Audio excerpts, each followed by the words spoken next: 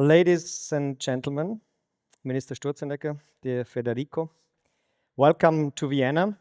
We are deeply honored that you made the long journey from Buenos Aires to Vienna to be with us here tonight. When Argentina comes up in conversation in Austria, the country divides. Some reach for their heart or blood pressure medications. Others, as me, can barely contain their excitement because they see that radical reform is possible after all. But what unites all of us is the sense that Argentina is very far away from Austria, not just geographically, but also politically. And of course, there is something to it. We don't have a peso that loses value week by week, even if inflation seems to be more stubborn than we would like to be.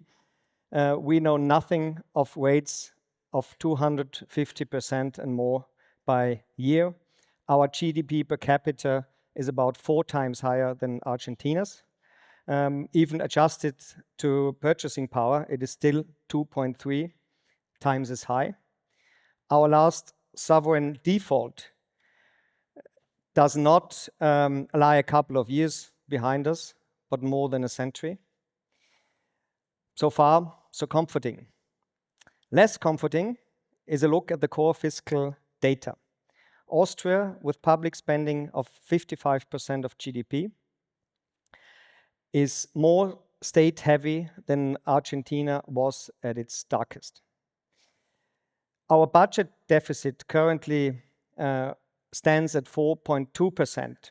The 2 years before Milei took over in Argentina, it was about 4%.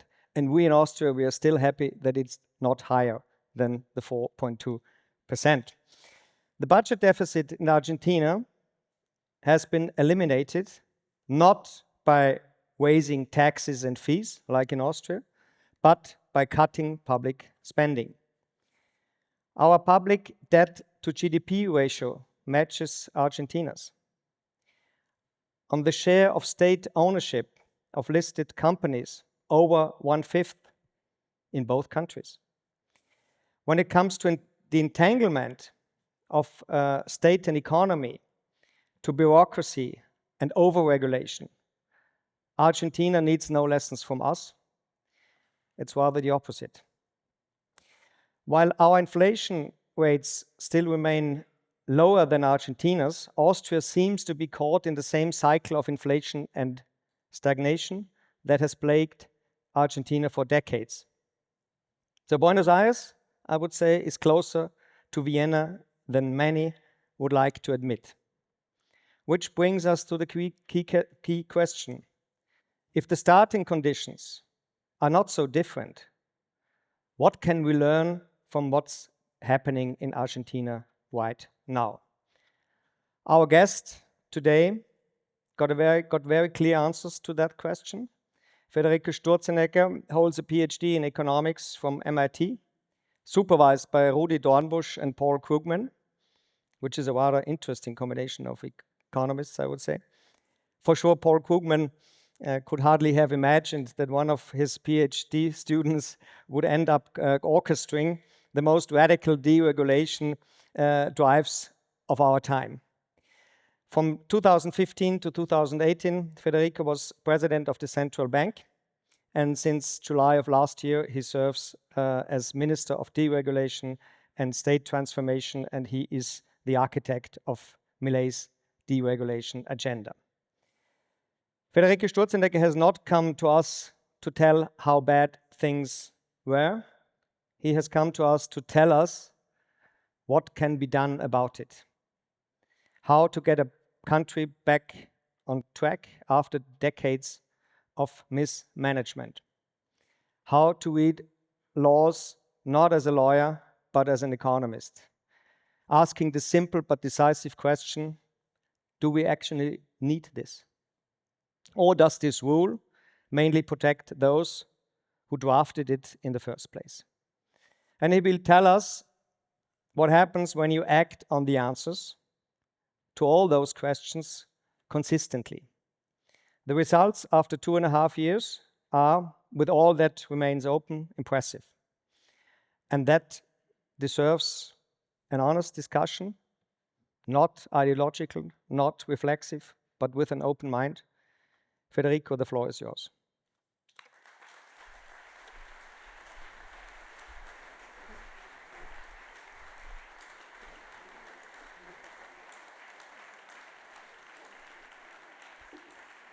Thank you, Franz. Well, I should start by pointing out that for us, Qatar is a very important country. You know why, no? We won the last World Cup in Qatar, the most important date in Argentinian history of the last 4 years. And so I am told that Argentina is very important for you, because in '78, I think you beat Germany 3-2, okay? So, so anyway. So we're not going to talk about soccer today because we're playing each other in a few weeks in the US. I think we shouldn't have a problem, both of these teams, in passing. But remember that in Qatar, we lost with Saudi Arabia in the first match. So, so soccer has this surprises. So all the best to the Austrian team in the World Cup.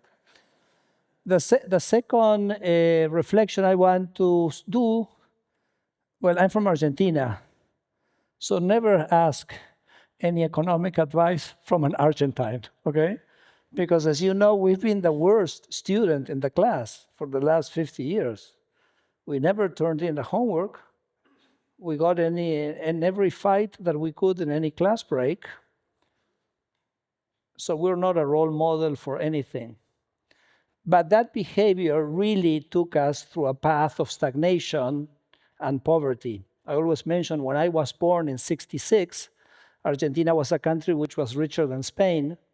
In fact, I was 10 years old and still Argentina was a country which was richer than Spain. And today the income level of Argentina is 1/3 that of Spain. So certainly the not doing the homework and this idea of fighting with everybody at every opportunity didn't do well with us. And in the 10 years prior to Milei becoming president, 2 million Argentines left the country. And the people that left the country were our sons and daughters. It was our grandchildren, it was our nieces. And at some point we realized that if we didn't do a very significant change, we were going to see our grandchildren grow over a Zoom, maybe in Madrid, or maybe in Barcelona, or maybe in Milan. And this is the reason why people decided to vote for very radical change in December of '23, and that's how Milei, he claims to be the first libertarian economist to be president of any country in the world, became president. And so the idea of the talk today is to tell you the journey we've kind of gone through over these last 2 years in an economic program which has, I would say, 2 big pillars which feed into a third one. So the first one has to do with, I'm going to go into detail in just a second, but the first one has to do with fiscal soundness. You were mentioning, Franz, that you have a deficit here, but you cannot imagine what the deficit looks like in Argentina for 100 years.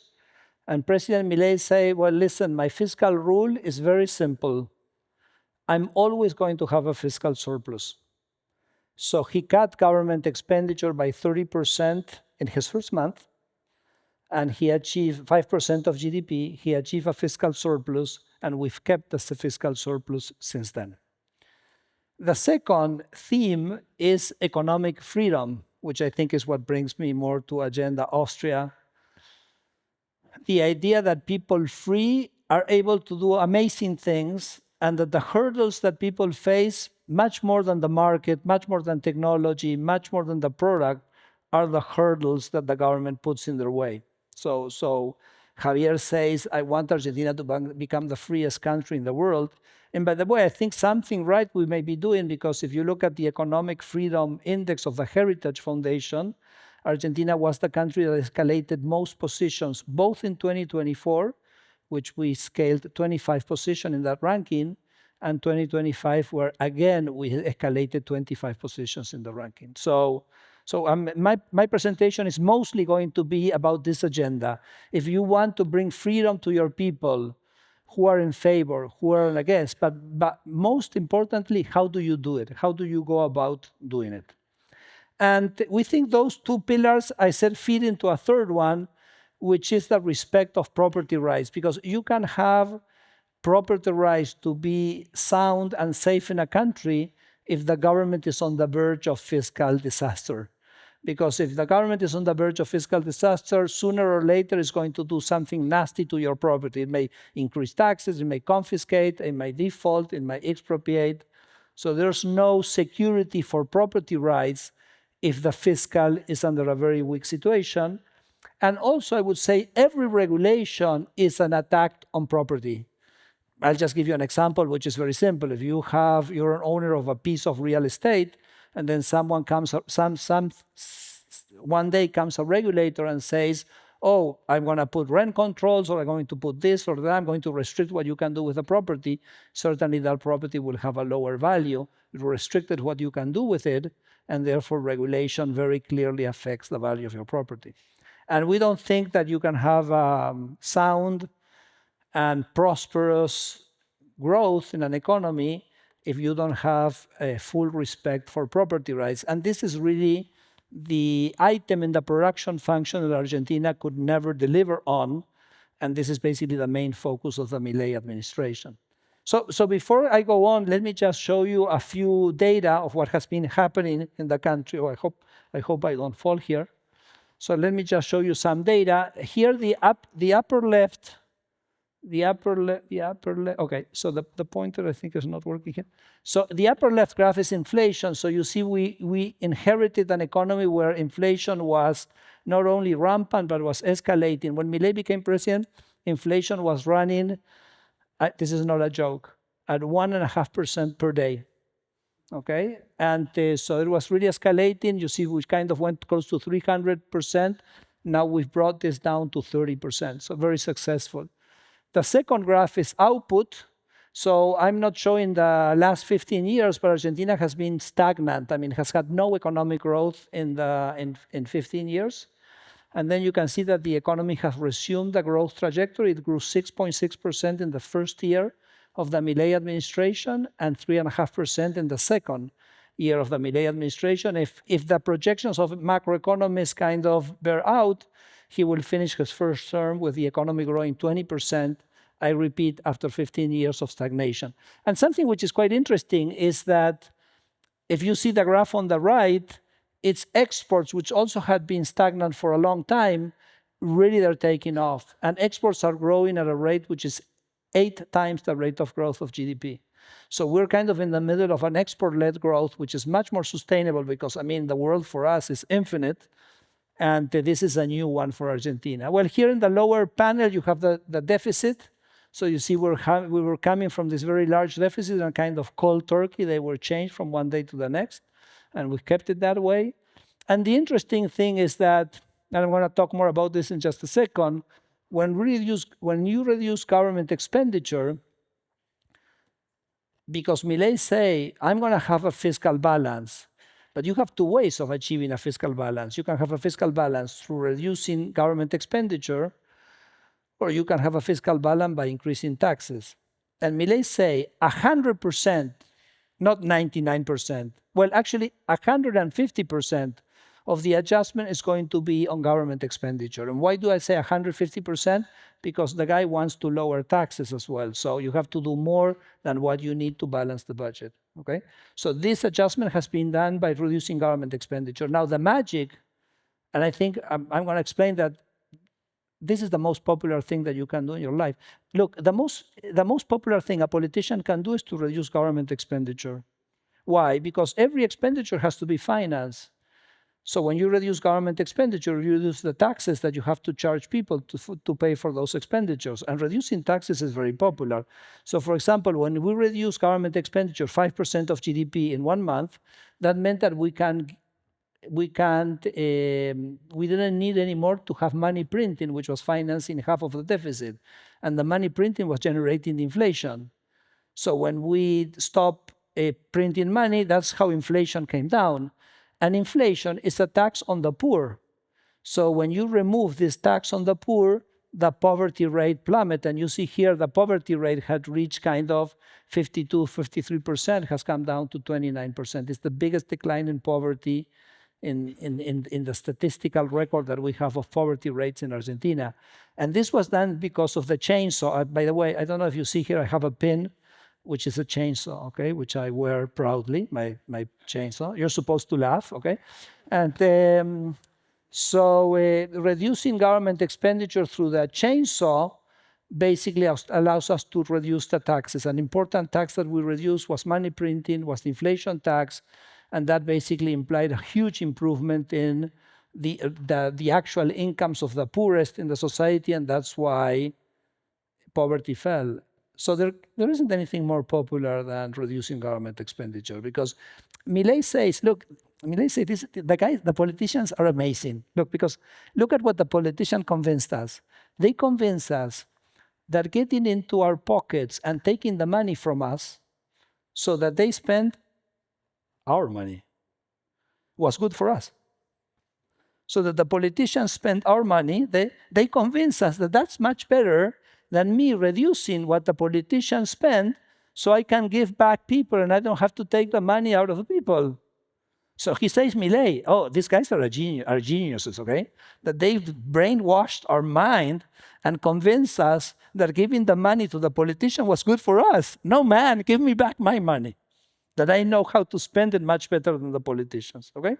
So again, reducing government expenditure is a political miracle. And this perhaps here in the lower right corner is perhaps what we're a little bit more frustrated about, which is that real wages, even though the economy has been growing very strongly, exports have been growing and the economy has been growing, real wages have really kind of, they have recovered, but they haven't really kind of move up in the same way that the GDP, and we definitely hope this will, at some point, this will kind of also catch up. But I didn't want to not show it to you. Okay. Okay. So some principles about fiscal. Here, I'm just going to say this is the only thing I'm going to say about the fiscal adjustment, because my conversation is going to be mostly on deregulation. But I said. So Milei reduces government expenditure 5% of GDP, and everybody said recession. But I told you that there wasn't a recession. The economy grew 6.6%. So how come?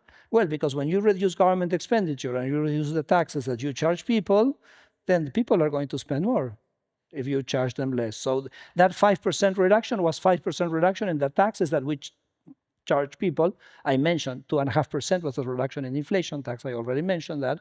So why should the fiscal adjustment generate a recession?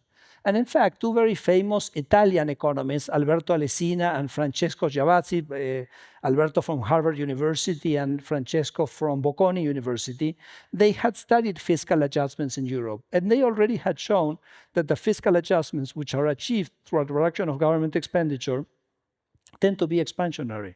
So the theory says it, and the empirics also already said that. So we were not at all afraid about doing this fiscal adjustment.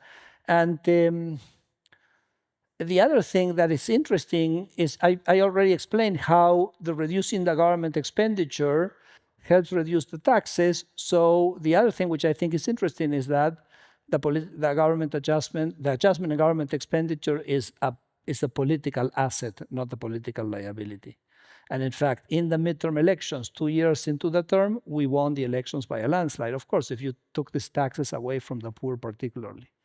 So I think those are kind of interesting. I may say that, for example, we have a very large social program, which is an allowance that we give to poor children, and the president didn't touch that allowance. In fact, he strengthened that allowance, but the reduction in government expenditure was very much on the pork and barrel, the corruption, the inefficiencies. I'll show you in the next slide so you get an idea.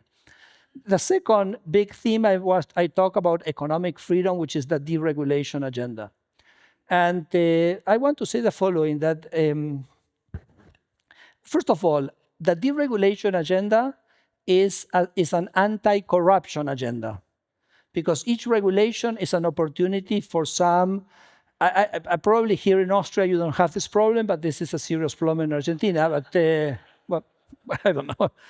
I take the Fifth Amendment. Okay, so in Argentina, I mean, anything that means that you have to move a paper from one desk to the other is an opportunity for someone asking for some help for the Sunday barbecue. Okay, and so eliminating the regulation is anti-corruption. Okay, but the other thing, it's basically very much in favor of small firms. Why?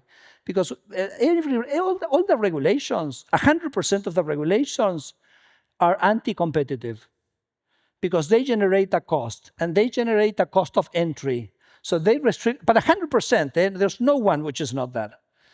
And so for a big firm which has its compliance department, it has the lawyers, maybe it's not such a big thing. But for the entrepreneur, the guy who's starting, which are the guys who are going to challenge the market, are the guys who are going to steer things, are going to shake the economic environment, with the regulation, you kill those guys or you make it very difficult for them, because for them, that's a hurdle that's very difficult to pass. So regulation is very much anti-small firms, it's very much anti-entrepreneurship, it's very much anti-growth. It's a shit, okay? Excuse my French. You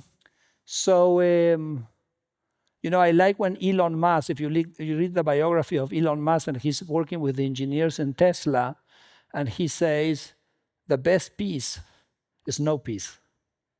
So that has to be the spirit, okay? And the other thing that he says, that he only congratulates the engineers which simplify a process so much that they have to come to him and say, look, I made a mistake, you know? I simplified too much, I realized this, I cannot simplify, I have to put it back. So you need to simplify as much and test yourself really how much was necessary to reinstate. If you never are in the phase that you have to reinstate something that you eliminated, you don't have the slightest idea, maybe you're halfway of what you should have done. Okay, so this is a few numbers on this thing, which is the chart on the left is the number of public employees that we've spared off. So out of 300,000, we've kind of we have 65,000 less, so it's more than 20% of the labor force. Nothing that the government does has been affected by this, so kind of that's the biggest proof that all this was waste. The reduction of this is more like $2.5 billion in savings, which means that it's $2.5 billion of less taxes that I have to charge people to pay for this. And what do people do when they have $2.5 billion in their pockets? They go out and spend it in useful things, not in useless things.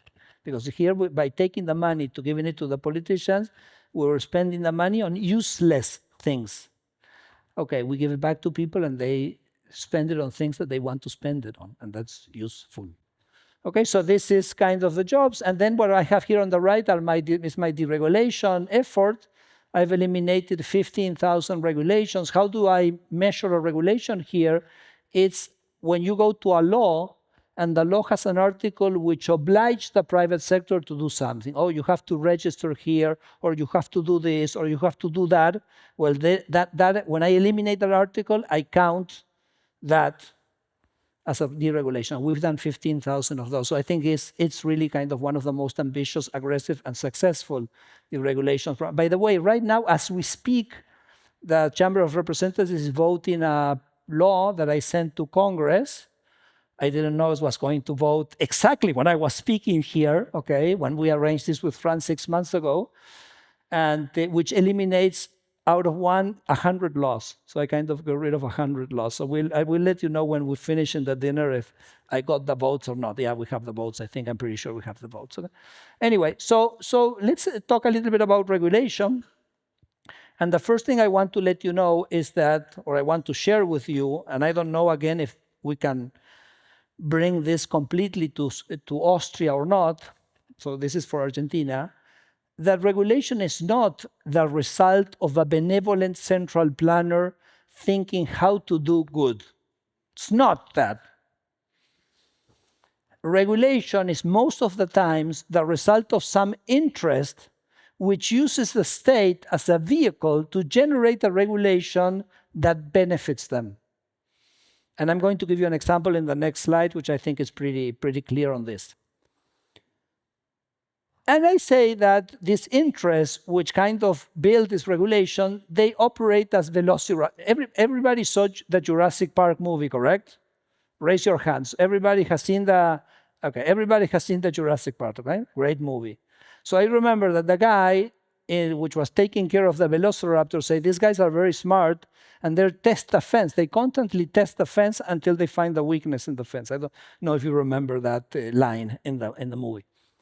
So the interests are like velociraptors because they kind of keep pounding. No? So they come to my office to see if they can get a regulation. I kick them away. So they go to the other minister to see if they convince them if they can get it. If they go to the executive, another minister. If they don't convince the executive, they go to Congress to see if they can get a law. If they can't do it with this government, they try again with the next government.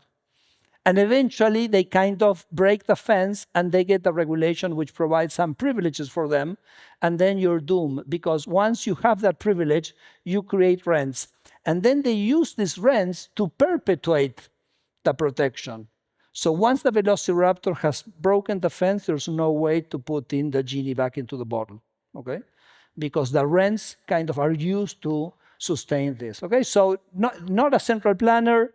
Regulation is motivated by interest. And I'm going to show you this example, which I think is absolutely mind-boggling. It's amazing. You know, Argentina is a large country.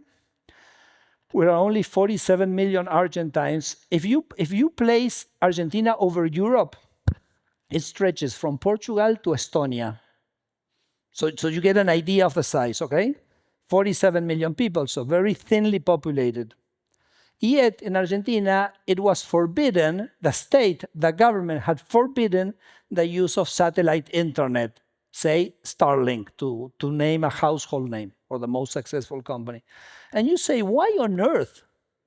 Who on earth can be so evil to get this country with thinly populated, with very remote areas in the mountains, in the Pampas, in Patagonia, and forbid satellite internet? So who was it? Well, it was the largest media group in Argentina, who are the biggest providers of internet. So for them, it was much easier to convince the regulator, and probably the guy who did the regulator is someone who earns $1,000 a month of income. So it's much easier to convince a guy which earns $1,000 per month to issue a regulation saying that no one in Argentina can buy Starlink than competing with Elon Musk. You never want to compete with Elon Musk. Okay? So we had this regulation. So if you look at 2003, there was no users of Starlink in Argentina. And Javier Milei, in his 10th days in government, he breaks that piece of paper and kind of lets the market free. And there you see the users in 24. There you see the users in 2025. And I think that if we do the 2026, which I still don't have the data, basically it's only going to be all black, because you have many people in Argentina that the only way they can get is through satellite internet. How much money did the government spend? Zero. How much money did the previous government spend laying out fiber optics? $7 billion. So we were spending $7 billion of taxpayer money to do something which was useless, because you had an alternative technology which didn't require any government investment, okay? And today, 3 million Argentines get internet through this mechanism, and I tell you, it's 3 million votes. Because for someone who's in a remote area who had to do 50, 60 kilometers to get to a place where you had internet connection, and you realize that the only reason was that because the government didn't forbid, and you had to bring this guy called Javier Milei to say, I don't care about who's behind or whose interest is behind. I'm going to let people choose freely what internet they want, and they did. And they chose it. So let me show you this video. Ok, Tony. Nos vemos. Suerte. Ahí va saliendo. Conectado a la mula con internet. Y los caballos. Y todas las mulitas para el trabajo. Mira. Impresionante. But you see that the second mule here has the Starlink antenna, okay? So it was absolutely inconceivable. So this is also entails a very significant lesson, which is that regulation is extremely popular. Deregulation is extremely popular. That's why Milei says your minister should not be called the minister of deregulation, it should be called the minister of happiness. Because each time you deregulate, you allow people to... You think we can solve it? Because I really need that video, the audio for the last slide. Okay. Anyway, I want to finish with an audio, and I didn't have the audio. Okay, so the other thing I want to mention is that you want to think of deregulation as having two layers. There's the economist layer, and there's the political layer. Because what did I say? I say that the velociraptor, once the velociraptor breaks the fence and builds its privilege, it gets rents and uses these rents to perpetuate the system and the protection and the privilege. So, say for example, I do competition policies. And what's the economist layer? The economist layer is that you want to do competition policy because a more competitive economy works better. We know that from Econ 101. But there's another dimension, which is the political dimension, that when you do competition policies, you dilute the rent of the guy who was benefiting from the privilege, and you're removing the privilege and forcing them to compete. And when you dilute the rent, you dilute their ability to perpetuate these bad policies. So the regulation has these two layers, the economist layer and the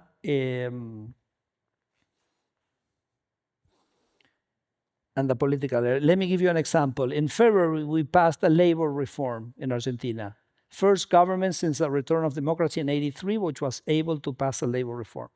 And the labor reform also has two dimensions. It has the dimension of how the labor market works, which would be the economist dimension, but then it has a dimension which has to do with wage negotiations. So for example, in Argentina, wage negotiations are done through a centralized union, which sets the wage for the whole country in a particular sector. So the change that we've done in the law is that now we've allowed for a firm level union. And if the firm level union, if the workers in a firm, they want to unite, they want a different contract, and they agree with the manager, that contract is going to prevail over the national contract. So that, I think, provides a lot of flexibility to the labor market also, because, I mean, to have a one-size-fits-all in a country which is so large doesn't make any sense whatsoever, but certainly it kind of weakens the power of the unions, and the unions are one of the most important blocking agents of the Argentine economy. And we've built a system which legally we have to workers are forced to transfer money to the unions, which they don't want to transfer. They don't want to do that. So how do I weaken the system? I weaken it by changing the way wage negotiations are implemented. When you do a negotiation at the firm level, then you can get rid completely of this union fees, because the union is not participating any longer. Okay, so you have these two layers. And where the underlying diagnosis that we have with President Milei of the Argentine economy is that the Argentine economy created a web, it created a legal architecture, and this legal architecture was a cobweb of interest and privileges that were built. So in order to eliminate and change the system and free the system from those chains, you have to blast away the legal architecture.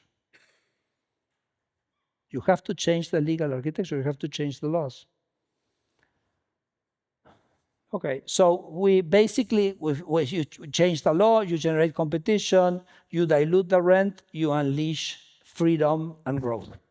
So I came to this conclusion many years ago, and so I decided that the president in Argentina, which was going to take office in 2023, would have a compendium of all the laws that he or she would have to change.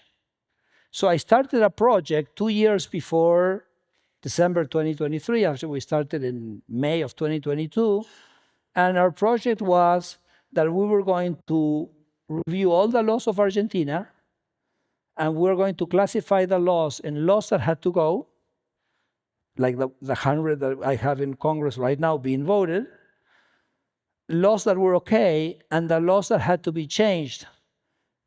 But we wrote what change had to be implemented. Okay, it's not that we said, oh, you need to change the hydrocarbons law. No, we wrote the change.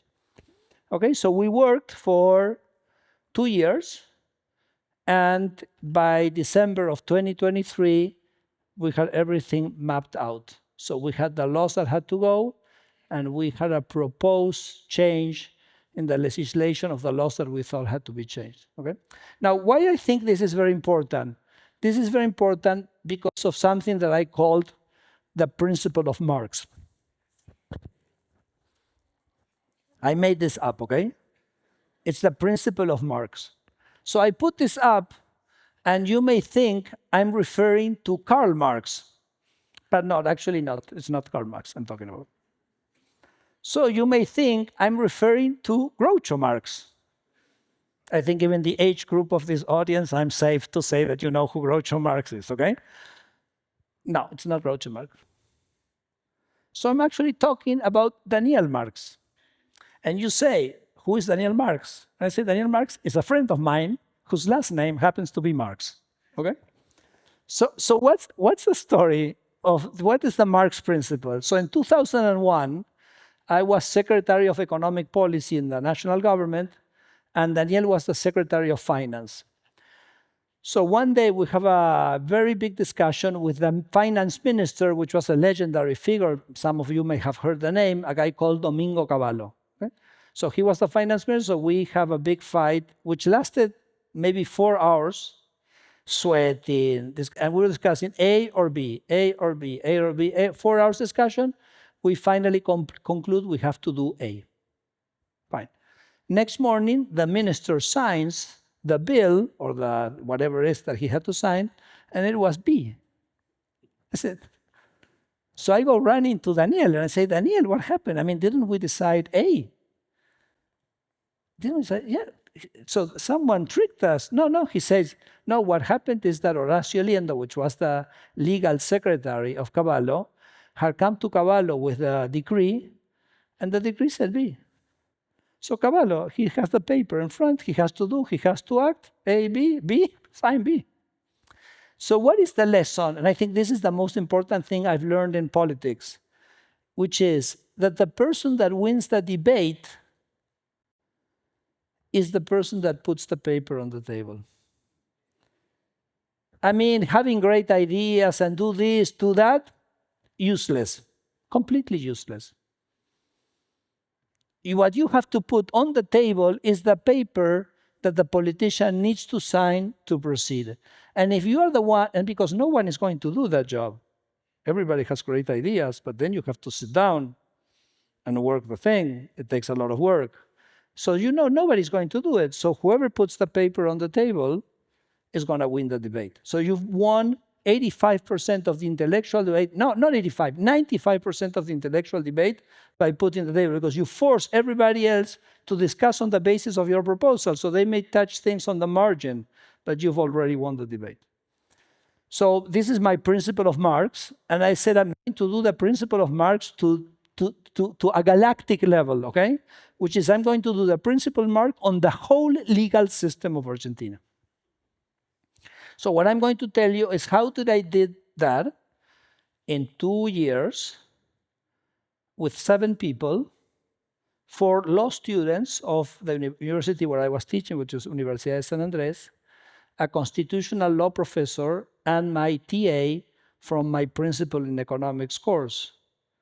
And we had the hefty budget of 0. Okay, so we had no money, we were 7 people, and we had the aim, in 1.5 years, we had to have a whole review of the legal system done, okay? So what do? You have to sit and start reading. And the first thing that you may think that this is a very difficult job. And I tell you, no, it's not a difficult job. I mean, it takes time because it's a lot of laws, but it's not difficult. Why? Because the laws are so grotesque, are so clearly the result of an interest that has pushed, that when you read it, you say, this is ridiculous. So it's very simple to figure out what you have to do. It's not difficult, okay? Let me give you an example. The first law that I started doing, the fisheries law. Not a very relevant law in Austria, okay? You don't have, I think, fishing boats or vessels. But I'll tell you the story anyway. So, you know, when you have, for example, in Argentina, you have the continental sea, there are fish. So the fish, they're not property rights on the sea. So what you have to do is you have to auction off the right to fish. And actually here you actually need government intervention because you can have a depletion of the resource. So the government has to set the maximum capture feasible to preserve the procreation of the fish so the fish renews. Because if you fish everybody, it's gone. So what you should do, the theory is very clear. You should do an auction, and then whoever is willing to pay more for the right to fish a certain amount of fish, they get the auction and get the right, and then the government and the Argentines appropriate the rent, which is truly theirs, because the fish is a common resource of the whole population, because again, there are no property rights there.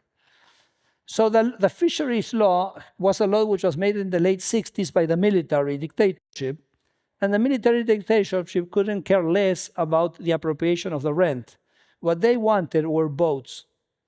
So they wrote a law which said, if you do a boat, I give you the fish for free, virtually. So they were using the resources of the fish as a kind of implicit subsidy for the naval industry. Okay? You may agree or you may not agree with that. It was just a subsidy. I wouldn't do it, but okay, it has some rationale. But the problem starts with the velociraptors, because after 10 years, you've created a shipbuilding and fishing establishment. So these guys went to Congress and they managed to change the law into a law which says that the only guys who can get fish permits are the guys that fish.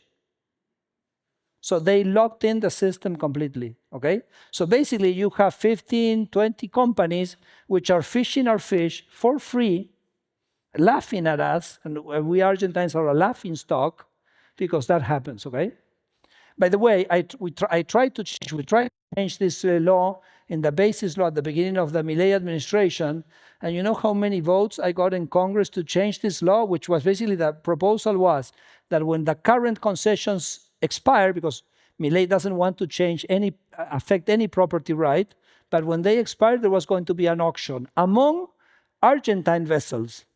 And you know how many votes we got? 0. So these guys kind of operated with the governors, a huge corruption web behind the scenes. There was no possibility of getting the law passed, so it's a pen. But I mean, when you read that, it takes you just 1 minute to figure out what you have to do. So it's not difficult, okay? So you have to have some principle. Let me just say another example. In our constitution, which is a great constitution, it's a very liberal constitution, says, for example, that you have freedom of commerce. You can do activities, you can. So why do you need a law to regulate an industry if the industry is free? Everything is free, okay? But at some point in our minds kind of got confused, and the military have a lot to do with this, so they started doing these laws that say, yeah, the constitution allows you to do this, but let's do the following. We are going to prohibit this activity. Unless you register. So you want to do candies.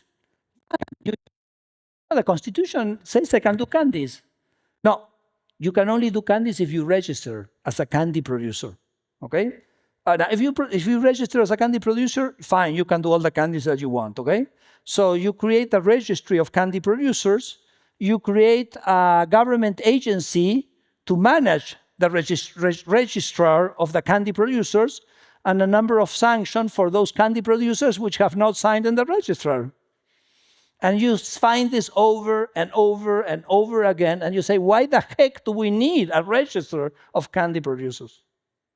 So, very easy. So you need to have some basic principles to kind of give guidance to this work. So for us, it was a very liberal principles. So we wanted to foster competition, eliminate barriers to entries. We wanted to avoid economic transfer. We want prices to kind of signal where resources should be allocated and not kind of hidden things, and things that are not very transparent. That's why I say increased transparency in government spending. Everything that we could do to reduce government expenditure, we also was the benchmark there. And as Milei says, we never tackled this as, let's try to simplify this law. We always asked ourselves first, should this law exist in the first place or not? So we really went deep in that. It was also easier to get rid of it completely. So I mean, we had an incentive to ask that question. Another idea that I want to mention, because we're very much inspired with Austria, which is this idea of introducing competitions to the regulator. So what's this idea? This idea is that some areas where you have a regulator. For example, you have in the US, you have the Security and Exchange Commission. You know? It's a government office which basically supervises, for example, the issue of bonds, the issues of equities, the Security and Exchange Commission. To be honest, I don't know why you need that. If people want to issue bonds, they can issue bonds. I mean, it's if you buy a bond, you better know what you're doing with the... Anyway. So Austria has its own Security Exchange Commission, but Austria has allowed the Vienna Stock Exchange to set its own rules for issuing bonds and equities. So somehow you have a dual system. You have the official system where you go to the regulator full-fledged, or you go to this kind of unregulated or semi-regulated sector where you go to a private party and the private party sets the rules for the issues. And no wonder when you look at the issues in the Vienna Stock Exchange market, you see that all the small firms' issues are done through this unregulated segment, which is much less bureaucratic, it's much more efficient, it's much smoother. So the idea that we have, and we wrote an op-ed in The Economist with Javier Milei at the beginning of the year, is that wherever possible, we should generate where we have a regulated market, we should generate a companion unregulated market. So if the regulator is actually solving something, well, people will stay in the regulated market. But if the regulator is just only asking for paperwork, which serves no purpose, people will migrate to the unregulated market. So we put some competitive pressure on the regulation of the regulator. And we have an example, for example, in the first executive decree that Milei implemented, for example, when we did the satellite internet. When Milei came in on his 10th day, he did a huge deregulation decree. Our constitution allows the government in exceptional circumstances to issue a decree which has the force of law. It can be challenged in the courts, it can be challenged by Congress. So part of the piles that we had prepared began this executive decree. And so, for example, that's where the satellite internet restrictions were lifted. And so we had one market that nobody had the slightest idea of what it was. So I said, I'm going to try in this market this unregulated thing, which was warrants. Warrants, just I explained very briefly, is a financial instrument which you issue backed by your inventories. So for example, you're a wine producer and you have the barrels of wine. You say that barracks, you have the barrels of wine. It's an inventory there, no? You have it for 10 years, so you want to make it liquid while you have the inventory. So issue a warrant, which is a financial paper which is backed by the barrels. So it provides liquidity to your inventory. So a very significant financial instrument. Nobody knew what it was, okay, anyway. So I created the unregulated market in warrants in that executive decree at the beginning of the Milei term. And for 1.5 years, nothing happened. And then suddenly, amazing. I mean, the market started developing the unregulated warrant markets. Producers start issuing their own e-warrants, which people were taking because they trusted them. Then the financial sector created private companies which were checking the inventories. So say Banco Galicia or Banco Santander, they created this very efficient private company which was checking the inventories, and the market blossomed. And the funny thing is the fees in the regulated market fell to a third. Of course, because these guys were charging these fat fees because they were kind of alone, and when they felt a competitive pressure, they tried to save part of the market. Okay, so I think this is a very interesting. I think, is a very interesting idea to where you have a regulated market, create the unregulated segment. Of course, everybody says, "Oh no, you have to protect the." Well, it depends on you if you believe in the free power of will and that people are adult and they can take choices and make choices in their life. We make very fundamental choices in our life where the government doesn't meddle and mess up. Does the government tell us how many kids we should have? Well, in some countries, yes. Okay, but not. Okay, so maybe it's not a great example. Okay. Anyway, so let me just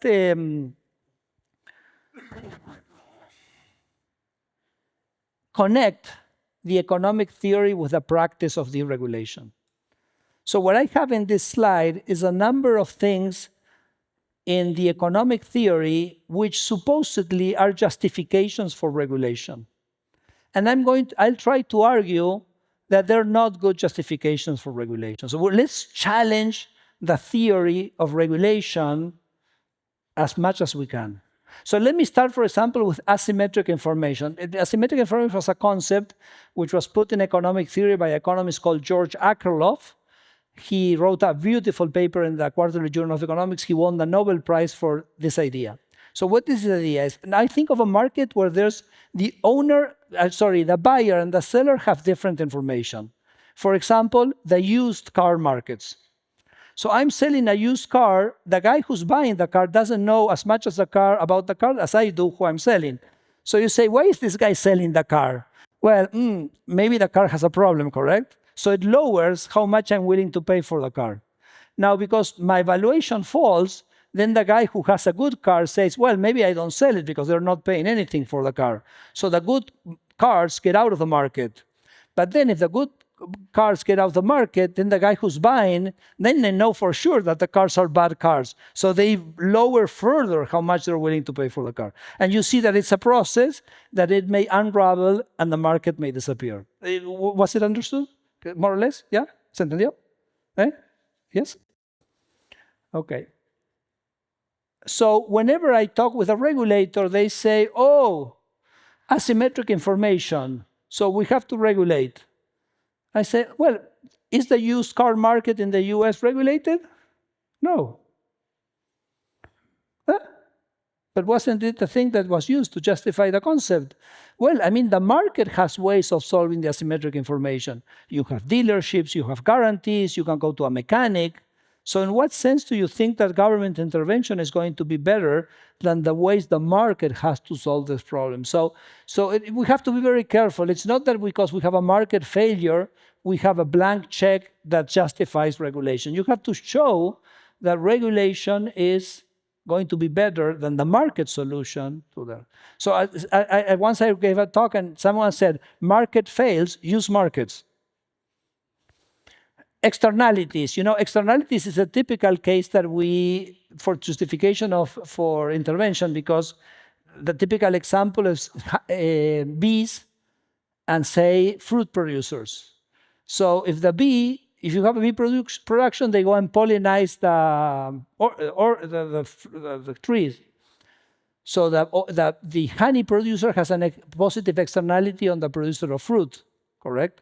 And the fruit producer has a positive externality on the bees because it provides the flower from which the bees can get the pollen. So if the guy who's having the fruit there's no price for the bees, then there's going to be kind of underproduction of bees because there's not going to be sufficient incentive to generate bees, which create this economic value. So it's called an externality.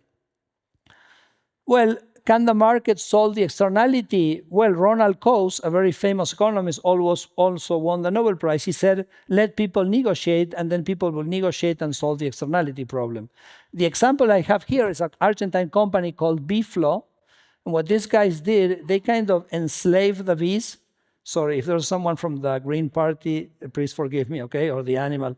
So they give something to eat to the bee, so the bee only goes to the oranges and not to the peaches. And so there's a market for bees. You rent the bees, and now you can rent the bees for your orchard without them going to anywhere else. So the market has generated a technical solution to the externality. So again, the other example that I want to mention is public goods, because public goods, it's in its name, correct? Public goods is a good provided by the state. And when you read the textbook about public goods, it basically says that there are certain goods that have to be provided by the state because the government, the market will not provide them. And those are goods which say are non-excludable and non-rival.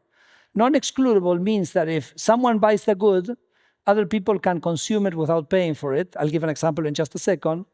And non-rival is that if someone consumes the good, other people can still consume it. So the typical example in the textbook is the lighthouse. So you put a lighthouse, you issue the beam, it's non-excludable because any boat can see the beam, and definitely it's non-rival because if one boat sees the beam, that doesn't mean that the other boat cannot see the beam. Okay, but also the boats go into the sea, go through the sea, so I cannot. So who's going to pay for that? So nobody's going to pay for that because there's no way to charge people for that service, and I use it anyway. So you have this issue of the free rider, and the free rider means that it has to be public. You've heard, those who here who have studied economics, probably you've seen that and you've heard that.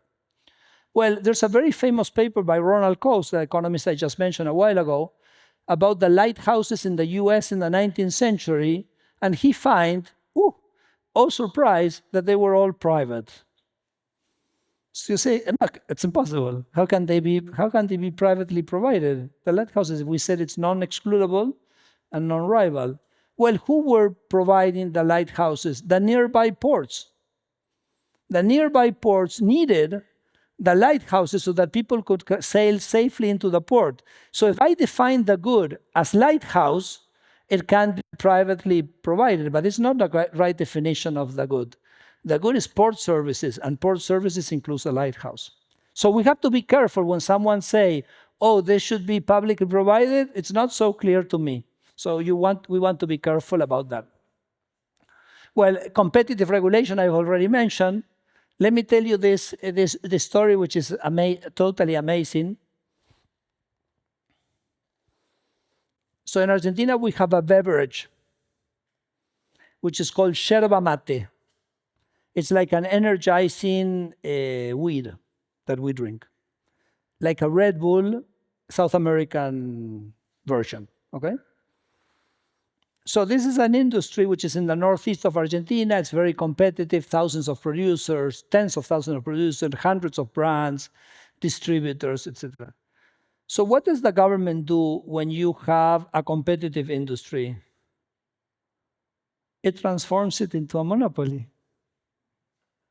So the government created el Instituto Nacional de la Yerba Mate, the National Institute of Yerba Mate, where it sat everybody to do what? To increase the price. So, I mean, I go to the university, I read, I have these courses on antitrust and how, firms interact to avoid competition, all that. And in front of my eyes, the government is taking a competitive industry and transforming it into a monopoly. You tell me, can we have something more grotesque than that? So what Milei did in this executive decree that I'm mentioning for the third time now, he didn't eliminate the institute, but he eliminated the power of the institute to intervene in the prices. And what happened is that the price fell to half. So we learned that this institute, the only thing it was doing was doubling the price of this product. And you can imagine that this was not taken lightly by some of the producers. But all is well that ends well, because once the domestic price fell, the industry started looking outwards. And today, well, by the way, a footnote, there was also a prohibition to increase production. So we also got rid of that, okay? And So the industry started looking outwards, and now we have record production and we have record exports. Okay, so I'm submitting to Congress a law. It's an anti-competition law. How many? I'm 45, or am I already an hour? I've already 45. Okay, I have 15 minutes more. So I'm submitting to Congress a law which is an antitrust law, but the focus for me is the government, because the government is the biggest enemy of competition, much more than firms. Everything the government does is anti-competitive. So I want the Antitrust Commission to have the power to go against legislation which is anti-competitive. And that takes me to my last point here, which is, if you have a firm which becomes very large, should you do anything about it? And actually, if the firm is large and has decreasing average cost, you actually want them to produce a lot and to be a big player in the market because you'll have lower cost. But the important thing that you have to keep in mind is that the market be contestable, that someone can grab this market from this producer. So for example, you remember Nokia was the biggest producer of cell phones at some point, and then BlackBerry came, and then BlackBerry was displaced by the iPhone. It would have been a terrible mistake to split BlackBerry at some point because they have a large market share. What you have to be very vigilant about is that the market can be taken away from them. Okay, so I'm starting to wrap up. Did we solve the video, the sound thing? Okay, perfect. So, okay, so here I am with my 7 guys, and we have 1 year and a half to review all the laws of Argentina. So I said, we sat down, we started reading, we started correcting, we started editing the text. I need help. Eventually, I need help. So actually, on and off, a team of 100 collaborators participated. Maybe some helped me with a few laws, one with one law, etc. So I have to decide, how do I ask for them to collaborate? And who do I ask for help? I have 2 questions to answer, okay? So let's imagine a niche. I don't work on environmental laws. It's not a topic that I'm too interested in. So I need someone to help me with environmental law. We have 40 environmental laws. So I ask, who can help me with environmental law, which thinks a little bit in this kind of libertarian fashion? Say, Jose Perez. Call Jose Perez, he's your man, okay? So I call Jose Perez. Jose, can you help me with environmental laws? And the guy says, oh yeah, we wrote a paper and about what has to be done with environmental laws. I say, okay, if you want, send it to me, but I'm telling you, I'm not reading it. I'm not going to read it. Send it to me, it's going to be in my mailbox. I'm not going to read it. I tell you, I'm not reading it. So he says, okay, why? No, I'm not interested. I mean, diagnosis, stories. I mean, we already know what the troubles are. We need solutions, not diagnostics. The Marx Principle. The Marx Principle is the paper that has to be signed, not the paper which tells me what the problem is. So he says, you want, we can do a meeting. I said, I don't do meetings. Okay, you want an executive summary? I'm not going to read it. So he says, what the hell do you want? I said, well, pick a law. So for example, the Glaciers Law, which is a law which basically forbids mining, and download it into a Word file, write the changes, and send me with track changes the changes. That's the only thing that I'm going to take. So this turned out to be a wonderful methodology, because when I reached that point and asked people for this, 70% of the people disappeared. Because people are great to sit over coffee and solve the world. But then it's a totally different thing to say how we're going to write the item C of Article 3 of the Glaciers Law. Maybe some people were good and they were not willing to do that kind of work for free. Fair enough. Others maybe didn't have a clue. So for example, someone come to me and say, oh, I want to help you. Okay, fine, what do you do? Cattle. Okay, take law 24076 and send it with track change. I never heard back of the guy. So it allowed me to find out who was willing to help me get the job done without myself spending time filtering. So that was kind of a big, look, this was kind of on the dot. I mean, so it really helped me, because when someone brought me something that I liked, then I said, oh, why don't you look at this other law? And my piles started growing. The piles of the Marx Principle, the piles of the things that the president had to sign. The second thing is, who can help me? So my first temptation was to go to the big law firms. Whoa, totally useless. Look, worse than useless. It was worse because these guys, they cash and their fees are for sale in a very complicated system. So I would sell them something, they would give me something twice as difficult.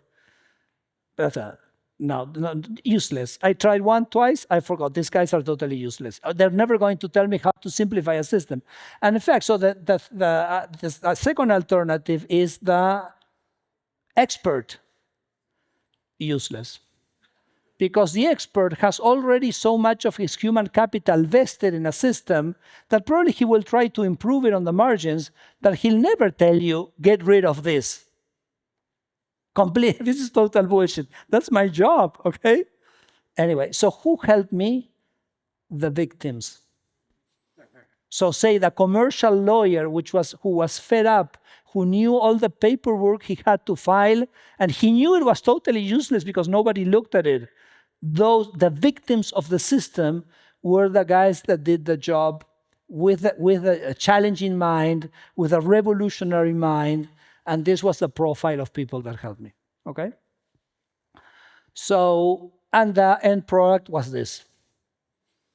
So by the time the President Milei was about to be sworn in, I walked into his office and I put these two piles of paper on the table. I've known President Milei for a while, since the time I was governor of the central bank, so we were good friends. I said, Javier, this is what has to be done.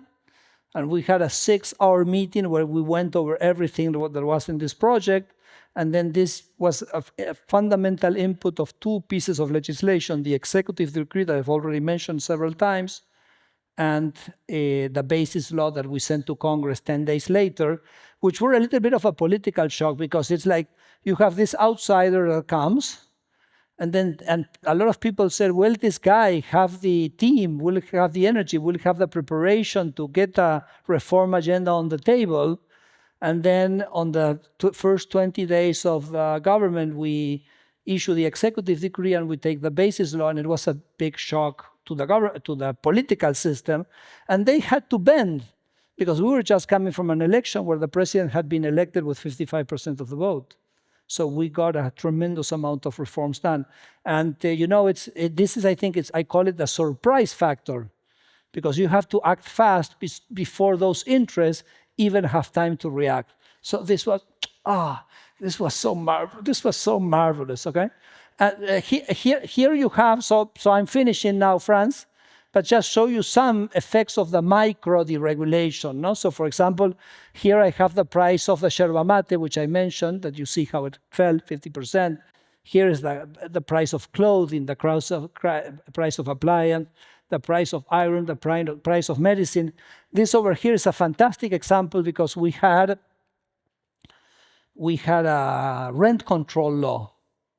And the rent control law had basically withdrawn the rentals from the market because it was too tight, etc. So in the executive decree, we basically eliminated any law. Listen, no law associated to rentals. You have the civil code and the commercial code, which regulates commercial contracts. And we say a rental contract is a commercial contract. You don't need a special law for the rentals. So that means that you could write the rental for the time you wanted, in the way that you wanted, paid in the way you wanted, in the terms you wanted. And it's interesting because the people who proposed the law, they always said, oh, the tenant is weaker than the land owner. And I say, I don't know, in economics, I have supply and demand. And I never had the concept, supply is stronger than demand. There's a supply and there's a demand, and there's an equilibrium. What is this thing that the supply is stronger or the demand is stronger? Bullshit. And so we eliminated everything. What happened to rental prices in this free world? They came down 30%. And they came down, and what you see here is the supply of rentals, which is the orange line, so you see it skyrocketed immediately. And the price of rentals fell in a month's time. So it was a tremendous success for President Milei, because it says freedom works, okay? I go on TV and I tell people, tell me, I tell the journalist, please, let's tell the people to tell me how the government is making their lives miserable. So please write to me and tell me how the government is hurting you. So please put my email, okay? So, eventually, we had to put a website in the ministry so that people can send their suggestions for the regulation. We got 15,000 of those, and we work on them, and it's a tremendously useful material. The victims, again. One day, a guy writes to me and says, Federico, can you help me with my watermelons? So I was intrigued. So I write back and say, what's the problem with your watermelons? How can I be of help? They don't taste any good. There's nothing I can do about that. Oh, he writes back, my watermelons are great. In fact, I'm an exporter of watermelons. So I said, so what's your problem? That's through email, correct? And the guy was kind of throwing me the data. No, the problem is that for the last 10 years, I've been trying to convince the agricultural department to let me package the watermelons the way my client abroad wants the watermelons packaged, because apparently there's a regulation which says that the watermelons have to be packaged in a particular way that the military thought about in 1983. And he says below, P.S., Federico, we're not talking about enriched plutonium here. It's just watermelon, so who on earth cares how you package the watermelon? So he says, I've been 10 years going through the offices of the government trying to tell them, let me package the watermelon. So I don't have, so I said, what do you do? You're not exporting? No, I am exporting, yeah. So what do you do? Well, what I do is I package the watermelons the way the government wants them to be packaged. I put them on the boat, and when the boat leaves the port, 100 meters, I ask the boat to stop. I send 70 guys. The guys unpack and repack, okay? So I'm reading this, no? And kind of my eyes are swelling. I have tears in my ears, in my eyes. And I look at my team and I said, this story has to be true because it's impossible to imagine this, okay? So it has to be true. And it was fascinating because I started looking into this, and then I realized that he was touching the tip of the iceberg. You know, the iceberg has 10% above the surface and 90% beneath. So I asked for all the regulation on fruit production to be printed, and it was 2.5 kilos of paper. So the pile this big. So you need a PhD in literature before becoming a fruit producer, so you can read all those volumes. And so I sat down with the Food and Drug Administration and said, what should the government do with fruit production? And he said 2 things. I had the big pile in the back. Only 2 things, yes. I need to know who produces where. So if I have a plague, I can coordinate with the producers to contain the plague. And I also have to do the phytosanitary certificates when you export, because you don't want in Rotterdam to open a container of apples and it's full of fleas because they're going to close the market. That's it. That's it. So I threw to the garbage all the other regulation, and I wrote a regulation which was 2 pages, which was these 2 things, okay? And a few months later, this guy sent me this video. So I want to share the video with you. Hoy es un día histórico para la localidad de Juan José Castelichaco. Esta sandía es la primera sandía en la historia que se logra exportar al país vecino de Uruguay. Y queríamos darles las gracias exclusivas a nuestro presidente de la Nación, Javier Milei, a nuestro ministro de Deregulation, Federico Sturzenegger, porque sin ello esto no hubiese sido posible. Específicamente, Federico logró disolver muchas trabas burocráticas que teníamos en aduana, y hoy un sueño que se transformó en realidad, hoy es un hecho concreto. Esperemos exportar muchos equipos más. Así que, Federico, querido, infinitamente gracias, y este videito es para vos.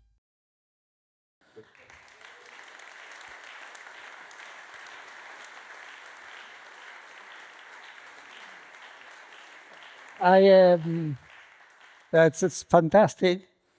And actually, a journalist from the New York Times came to visit me, and he was spending some time in Argentina. I told him the story of the watermelon, so he said, I'm going to go and visit this guy, okay? I want to start Milei's campaign in 2027 here, in this town in Chaco with this guy, okay? And he went and interviewed, and you will see the pictures of this guy in the New York Times magazine a few weeks ago. And he rings me up from Chaco and says, this guy is going to be the next president of Argentina. So that's the guy's very, but again, maybe this is a great video to finish the presentation because it shows that deregulation is the most popular thing that you can do. Basically, we've eliminated the restrictions, and they have a guy in Chaco, in the middle of Argentina, in the middle of the field, thanking you just for getting the government out of the way. So I don't know if there's a lesson from that,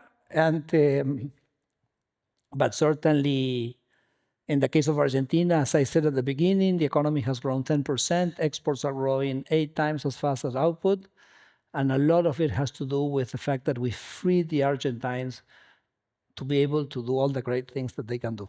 Thank you.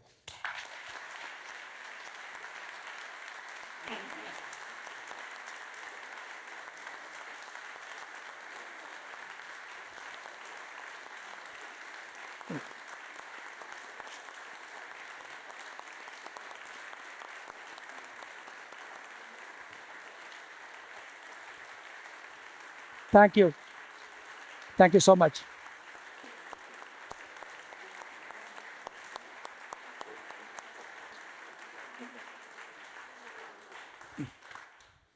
It goes on. Apparently, it goes on. It goes on. Yeah, you have the possibility to ask some questions. We start with the discussion here on the podium. You mentioned the victims that helped you the most, but how did you fend off all the interest groups that benefited from the regulations before? Because there must be a lot of resistance. Yeah, again, very important, the resistance is not from the people. The people are your supporters, so the faster you move the regulation, the more political capital you build. So the resistance are of the interest. So the fight with the resistance is in the backstage. And the people are your biggest allies. Now, in my case, the way I've managed to do these 15,000 regulations is because I work for someone who's, fuera de serie, what would be, it's kind of, he's from another world, which is Javier Milei. And also because the world is very different from what it was 15 or 20 years ago, we have social media, which allows for a direct contact between government and the people. So we've de-intermediated the press. We can circumvent the press completely. We can have a conversation with the people direct. So what happens with Milei is that, for example, I announce a deregulation, and of course, the newspapers immediately smell the blood, correct? Because they know that the deregulation, there's going to be someone affected. I repeat, the people who are going to benefit are the population at large. The one who's going to be affected are the interests which had generated the regulation to protect and generate the rent.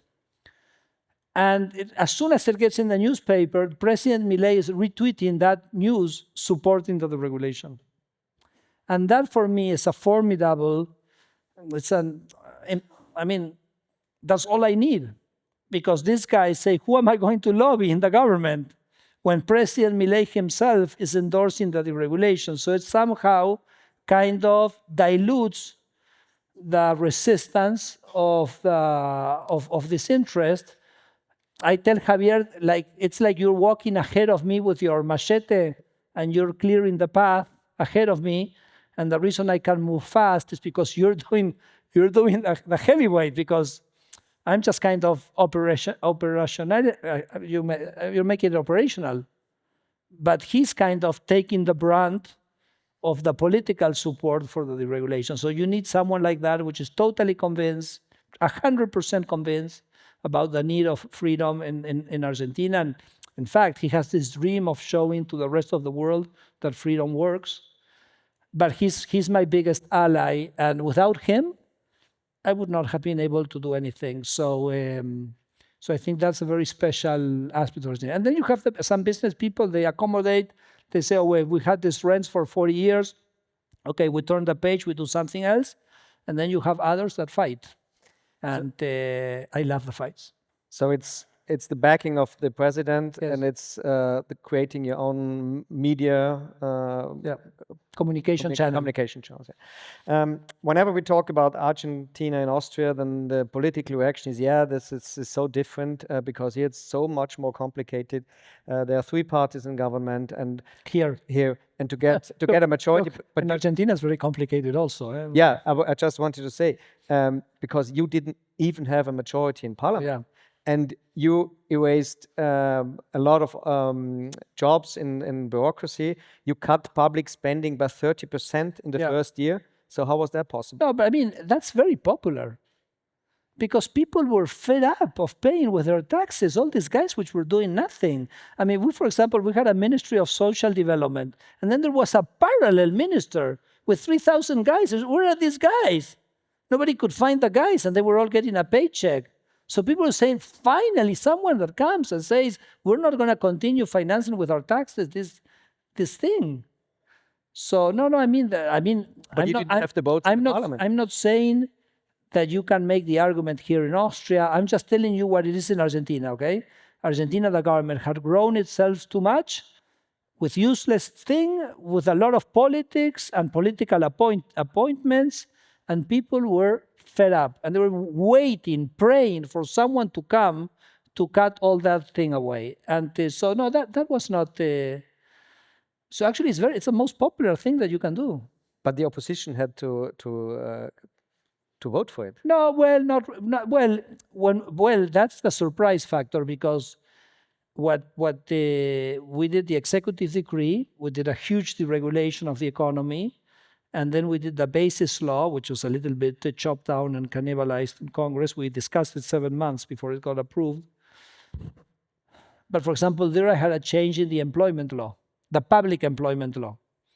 And and kind of at the beginning, the political, it's true what Franz was saying. For example, we had only 8 senators out of 72, and we had only 38 representatives out of 270 in the chamber, so it's short of a miracle. But the fact that we could do it and we could put it on the table in the first month, in the first 20 days, was very difficult for the political system to just basically block completely, because 55% of the people had voted for this gentleman. So they had to go along. They didn't go along completely, but they got along sufficiently. Then this law, when we passed this law had an item which is called delegated. We managed to convince them for 1 year, which is called delegated powers, which is on a certain area that the Congress gave us, which had to do with straight reform, we could change laws. So it's like Congress for a certain period gives the executive the ability. Of course, then they can challenge. They can say no if you do something, but you can do that. So I had another year where I could work cleaning and trimming out the laws using the delegated powers. And we did 72 delegated decrees, which was the biggest use of delegated decrees in the history of Argentina's democracy. Then after that, that's it. So I had to go down to decrees, which are instruments which were of the power of the executive itself, didn't need Congress. Then we won the midterm election, so now we have much more. So now we have close to 100 members in the lower house, so 100 of 272, so we're much closer to getting things approved. And we in the Senate, I don't remember exactly the number, but we created with the allies a block of 44 out of 72, so we're in very good shape in the Senate. So now we are going back to Congress to get the law. So for example, I was mentioning right now they're voting this thing, probably it's been voted already, a law which eliminates 100 laws. And in the Senate today, I had a step to get a law which the Kirchneristas had passed a law which doesn't allow foreign direct investment in the agricultural sector in Argentina, because it forbids foreigners of buying land, and we're basically repealing that law. so that foreigners can invest in the agricultural sector, in forestry, in irrigation. The way Argentina was built as a country which took in immigration, and in our constitution say that immigrants will be able to, they have the same rights as foreigners, and that they will be able to buy land. In fact, my great-grandfather from Switzerland, because the Sturzeneggers are from Switzerland, no? But I'm only 25% Swiss. No, I'm 50% Italian, 25% Spanish, so I'm 100% Argentinian. But the guy, my great-grandfather from Switzerland, the government promised him land. Then they went and they defaulted, okay? So he never saw the land, okay? So we were kind of we were messing up already since the 19th century. But okay, so we're rekindling that spirit, okay? And so now we're back to Congress, and in fact, I think that this first semester will be the semester with the biggest reforms since the early 90s in Argentina, given our ability. So we've done the labor reform, within the glacial reform, we have this land reform, we're going to have a reform of navigation, we're going to change the corporate law. So there's a very exciting agenda right now on the way. And how do you design economic policy in a way that prevents the future government of taking them back? Well, the question of sustainability is the big question, but remember for example, some people say build institutions to lock in the changes. And I say totally useless, because the institutions are the result of an economic structure. So if you don't weaken the rents of the guys, the institutions are going to be blown to pieces. So what you need is to weaken the rents of the blocking agents. So for example, my labor reform weakens the power of the unions. It's going to take time. It's not going to happen from one day to the next, but it's going to weaken. And for example, in the last 6 months, we've moved in terms of trade agreements and trade openness more than what we have moved in the previous 50 years, particularly with a free trade agreement with the European Union, that is with you. And for us, that's critical, because it locks in the strategy to dilute not because of its institutional, because it dilutes the rents of these blocking agents and of the crony capitalists, because it forces a certain amount of competition on them. And it's that weakening of their economic power which is going to ensure that there's no coming back. So for me, the labor, because I think the unions are the biggest source of the biggest medieval forces. We have two of them. Okay, so the labor law for me is a very important answer to this question of sustainability. Look, I'll illustrate it to you with an example, which I think I used it today at lunch. It's like in the Middle Ages, you have the French Revolution, correct? And the French Revolution, you had Louis XVI, you had the clergy, and you had the landowners. So these were the privileged. And then you had the people which were poor as shit, okay? So what did Robespierre do? Well, they did some beheading, but let's kind of assume now. So okay? We don't have to. Okay, we have to do that. Let's not go that way, okay? But so the clergy told Robespierre, relax. In Mass on Sunday, we're going to speak well of the French Revolution, okay? And Robespierre said, no, give me your land. And when they took the land from the clergy, it diminished the economic power of the clergy, and therefore made it weaker in the role to kind of go back to the ancien regime. So for me, if part of, why is Argentina the closest economy in the world? It doesn't, out of coincidence. It's because there are people who are trying to build protection. So if we do free trade agreements, we weaken the power of these guys, okay, the guys are gone.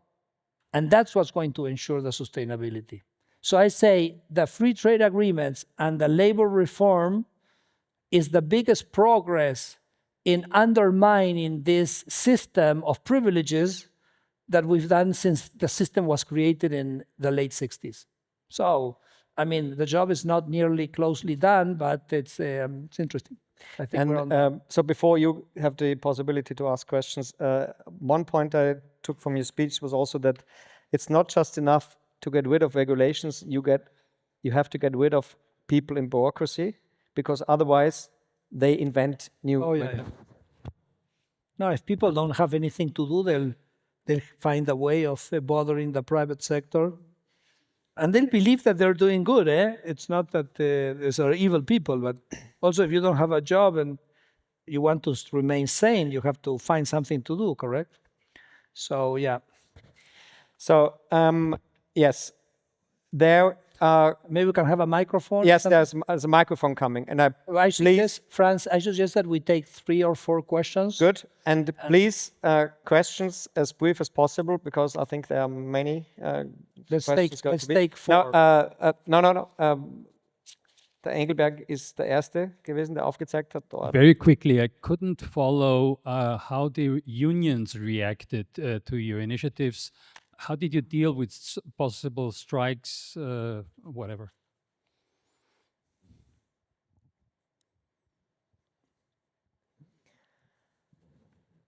Herr Lippert in der zweiten Reihe. Let's take 4. Thank you very much for your speech. Excellent speech. We hope that you are coming to Austria and you're going to be our Minister of Deregulations. But my other Well, listen, when I leave the government, for the business people here, I'm happy. If you want to hire me, no problem. We need you anyway. You mentioned 2 million Argentines left the country. Did some come back, or do you hope to get them back? We have 2 countries, 2 of your neighboring countries are the main attraction to Europeans. That's Uruguay and Paraguay, you know that. And that's for tax reasons mainly. Yeah. The question is whether you are interested to introduce a flat tax in Argentina, and or how much is your income tax, the rate percentage-wise, and your corporation tax at the moment, and do you envisage perhaps to change the situation to the better? Great. So, Herr Dorda ist der Nächste, dann der Herr Brammer, dann die Frau Meyer-Beuerl. Aber okay. Christian Dorda, Agenda Austria. We are having in Austria something we call social partnership, Sozialpartnerschaft, which consists in mandatory adherence to, on the one side, a labor union, if you want to say that, and the other side to an entrepreneurial chamber. That's the 2 medieval institutions. Very strong. My question, do we have something similar with mandatory adherence in Argentina? How did you overcome that? So, and we take a 4th one, das ist der Herr Brammer. Ja, du bist der Nächste dann, also Meyer-Beuerl und dann du. Er kommt so in der nächsten Runde erst dran. It might sound strange to you because of the size of our country, but we don't have 1 Austria, we have 9 Austrias.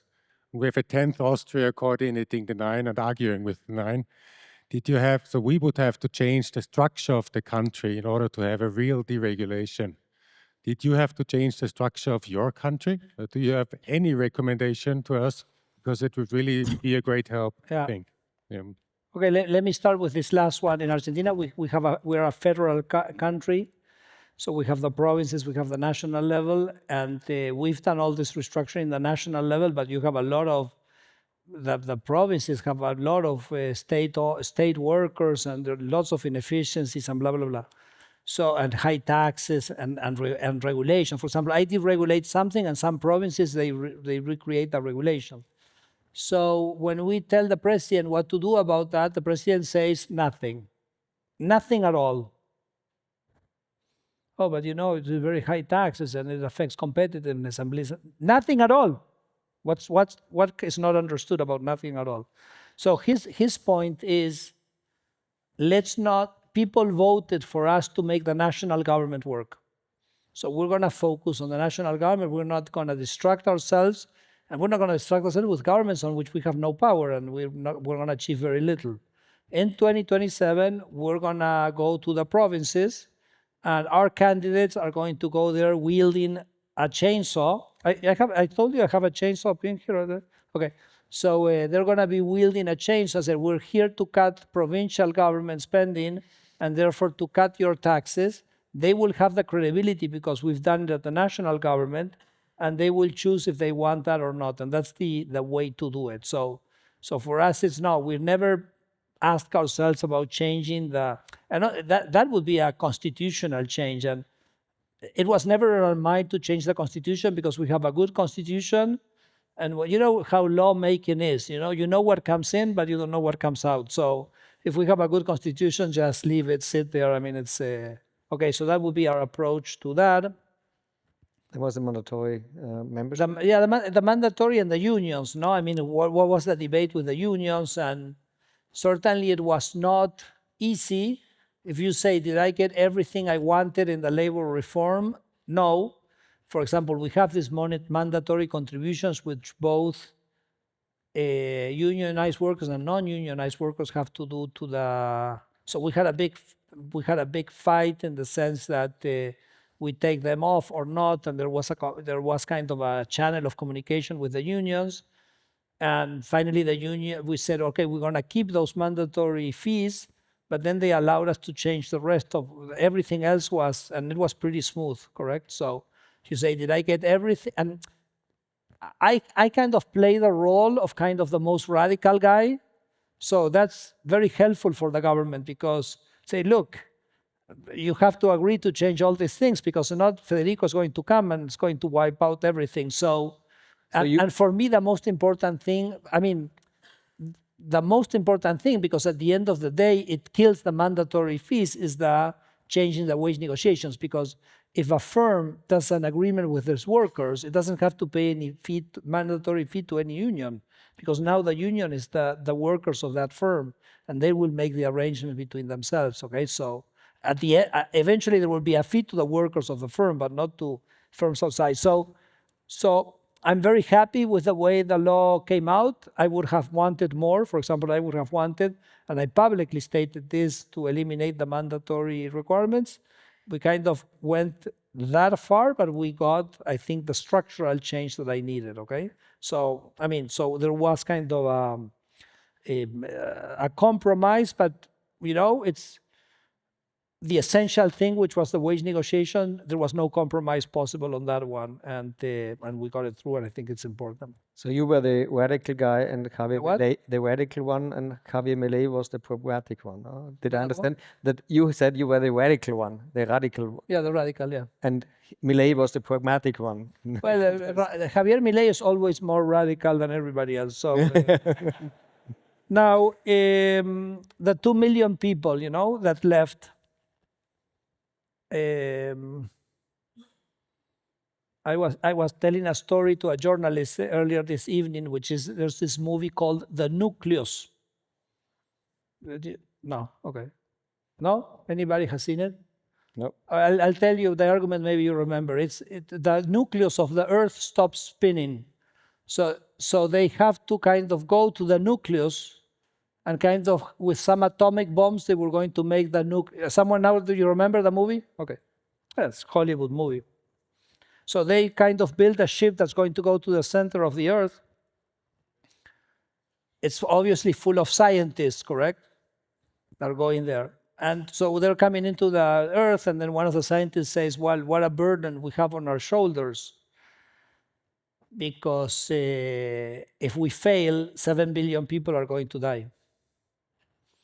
And then the French, the French are always kind of beyond good and evil, correct? And so the French guy, which was kind of more senior, says, 7 billion people. I couldn't care less about the 7 billion people. I'm not here to save 7 billion people. So the other scientist says, so what are you here for? I'm here to save 2. My wife and my daughter. And I think that those who are involved in the Milei government, we were fearing of losing our children. So I have a kid which is 21, I have a kid which is 20, and I have a daughter which is 16. And if Argentina would have continued the way we were continuing with the previous government, I would have asked my kids to leave. And you were asking me what's happening with that, and now the kids are coming back. I think that's the most amazing thing that we're doing.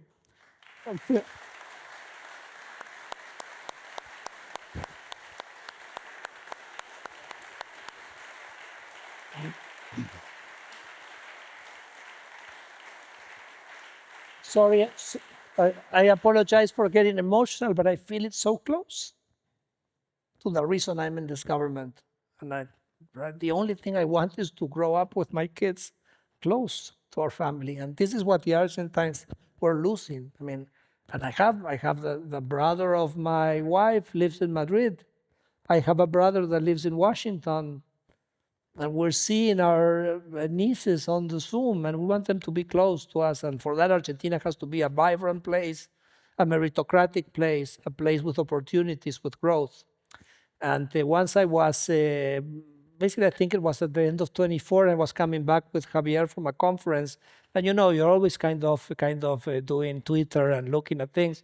And then a survey popped up, and it said whether the young people wanted to leave the country. And then with the Kirchnerista, 75% of the children were leaving the country.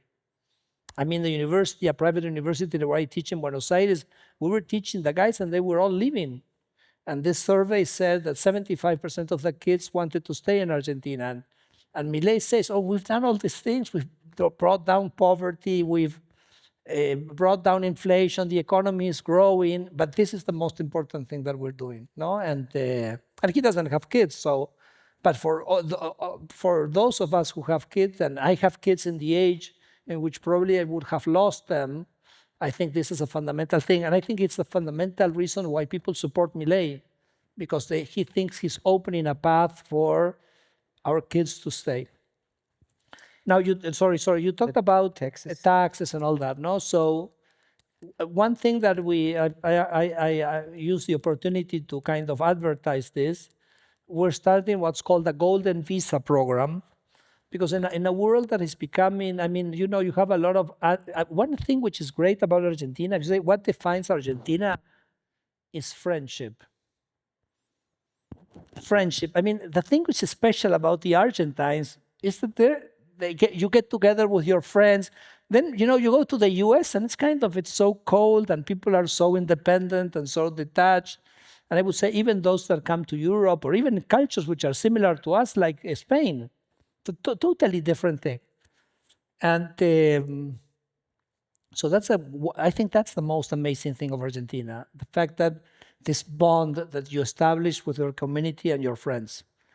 And the other thing which is amazing of Argentina is it's a place where some conflicts in the rest of the world just are simply not there. For example, religious tensions, it's non-existent. And I think that's, or racial issues. We're not a very racially diverse society, but we are very diverse in religious terms. And it's certainly not a conflict. So we're establishing a golden visa program to come to Argentina, because, you know, Argentina is the only place in the world which is out of reach of intercontinental ballistic missiles. We're exactly opposite Mar del Plata, which is a resort south of Buenos Aires, is exactly opposite Beijing. So if you want a safe place in the world, a friendly place, a tolerant place, you may want to think with great weather, great wine, and great beef. If you're a vegetarian, don't come, okay? And so the golden visa. Now our income tax is 35% in the upper level, so I don't think there's a great thing. But let me tell you something which I wanted to share with you, which I think is pretty cool. We're changing the corporate law. And in the corporate law, we're going to have a chapter for companies that don't have humans. Companies that are robots, run by artificial intelligence and robots. And the problem that we're having with the deployment of artificial intelligence is limited liability. So you're going to have robots, you're going to deploy these robots to do things, and these robots are going to have this software which is very complex and to do things that you can't anticipate. So the question is, who's going to be responsible for imagine the robot goes out and kills someone, okay? Or strangles something or hits someone, so who's going to be, so if you don't have, I mean, the Dutch invented capitalism when they invented the limited liability corporation. So if we don't have a framework of limited liability for firms of artificial intelligence, it's going to be very difficult to deploy that technology. And for example, a few months ago, there was a ruling in California where an artificial intelligence did something undesired. And then the chain of responsibility went almost to the guy who had invented the computer, correct? So people say, I cannot do AI in California. It's too risky. So in our corporate law, we're going to have a chapter which is for automated companies, and those are going to have a different corporate rate. And our inspiration is Ireland, because Ireland, for example, has a corporate tax for firms which basically have intellectual property, which is different from the regular corporate tax. So for example, I don't know if you know this, the company which owns the software of the iPhones is an Irish incorporated company. Obviously, the owner is Apple, but it's incorporated in Ireland. The day this company was incorporated in Ireland, the GDP of Ireland increased 25%.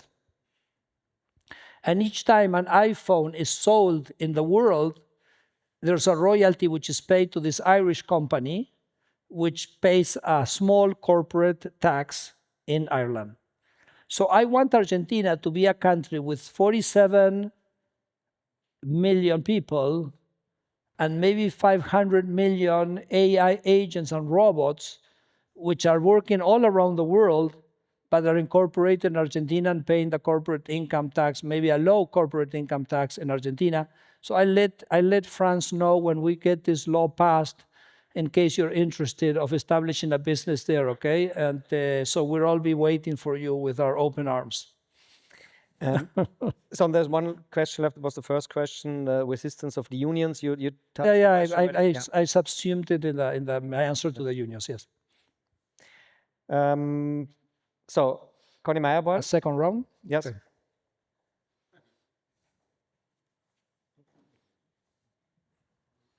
Muchísimo gusto, señor ministro. I lived in Buenos Aires from 2001 to 2008. I'm an alumna of Universidad de San Andrés. Okay. Thank you for your great presentation. So I think I do know firsthand in which disastrous situation Argentina has been. It's great to see that things are changing. However, there's also always a however, and I'm quoting The Economist here, which is a paper not unsympathetic to your government. The country and your government is not out of the woods yet. Lots of pymes, small and medium enterprises had to close down. And while there has always been a huge informal sector, unemployment has risen. Can you maybe touch upon these points, how you think to go about these? And another point,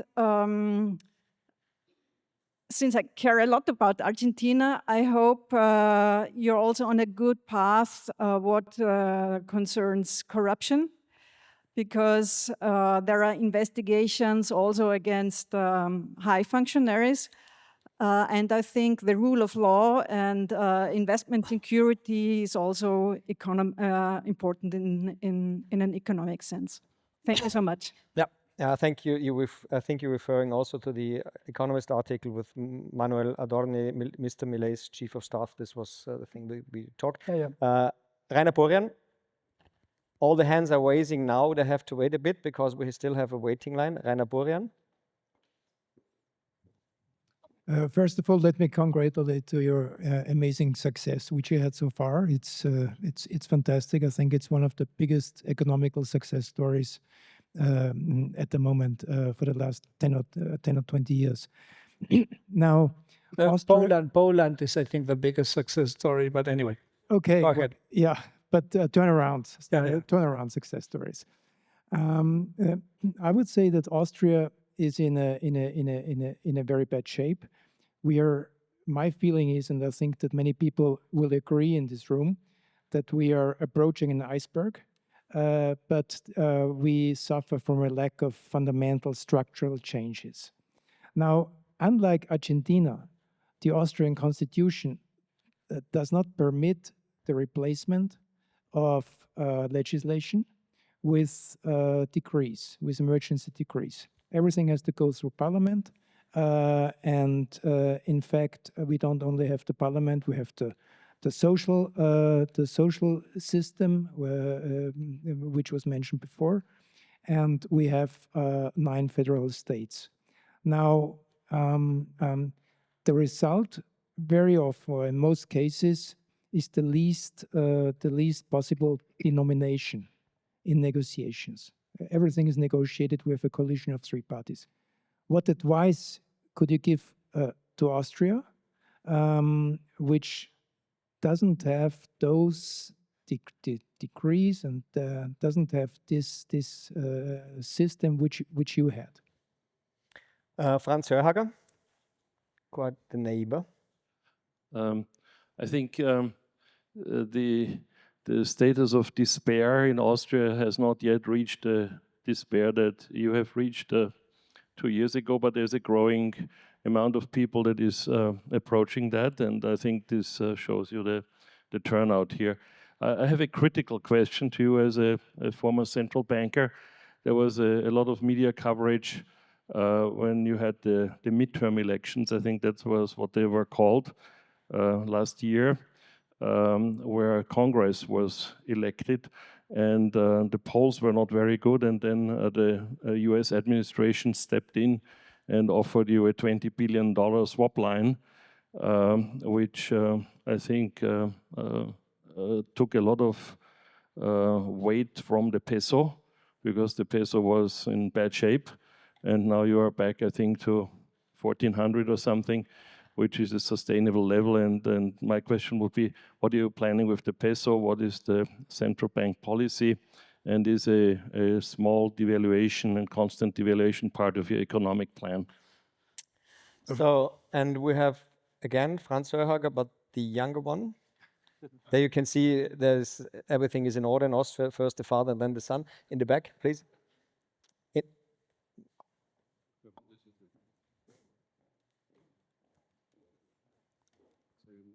Thank you. There's an even younger one, so I also have kids and hope that they can stay here. So thanks for the inspirational speech. One of the main blockers that we see here for reform is a kind of a difficulty to differentiate between necessary and unnecessary government functions. What is your target size of the state, and how would you think about that? So, I go? Yeah.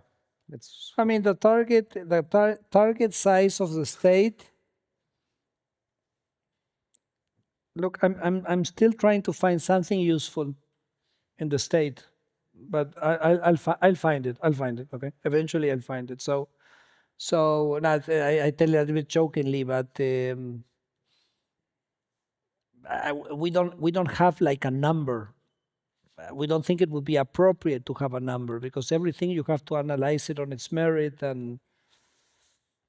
but we really think that, and I think when I did the presentation about the reasons that people invoke for having regulation and how weak the theoretical foundations for that regulation is, which means state intervention, I think we have a long road ahead in kind of reducing the size of the state. So we'll kind of continue in that dimension. The peso is an interesting question. I tend not to talk about the macro issues because now I'm the micro guy. Okay, so I don't make statements. That's reserved for the finance minister and the president of the central bank. I think it's very important that you have a unique voice on these issues in the government. But what I can say is that Argentina is in the middle of an export boom. And I'll just give you an example. I mean, last year we exported $80 billion. Chile exports $60 billion of mining products, and we exported $3 billion when Milei came to government. Now we're exporting $6 billion, but we still have to increase that 10 times because, you know, we share the mountains with Chile, so we have the same amount of minerals as they have. And, you know, we have the second largest reserves of natural gas in the world, larger than those of Texas, so you get an idea of the size. I don't know if you were aware of this.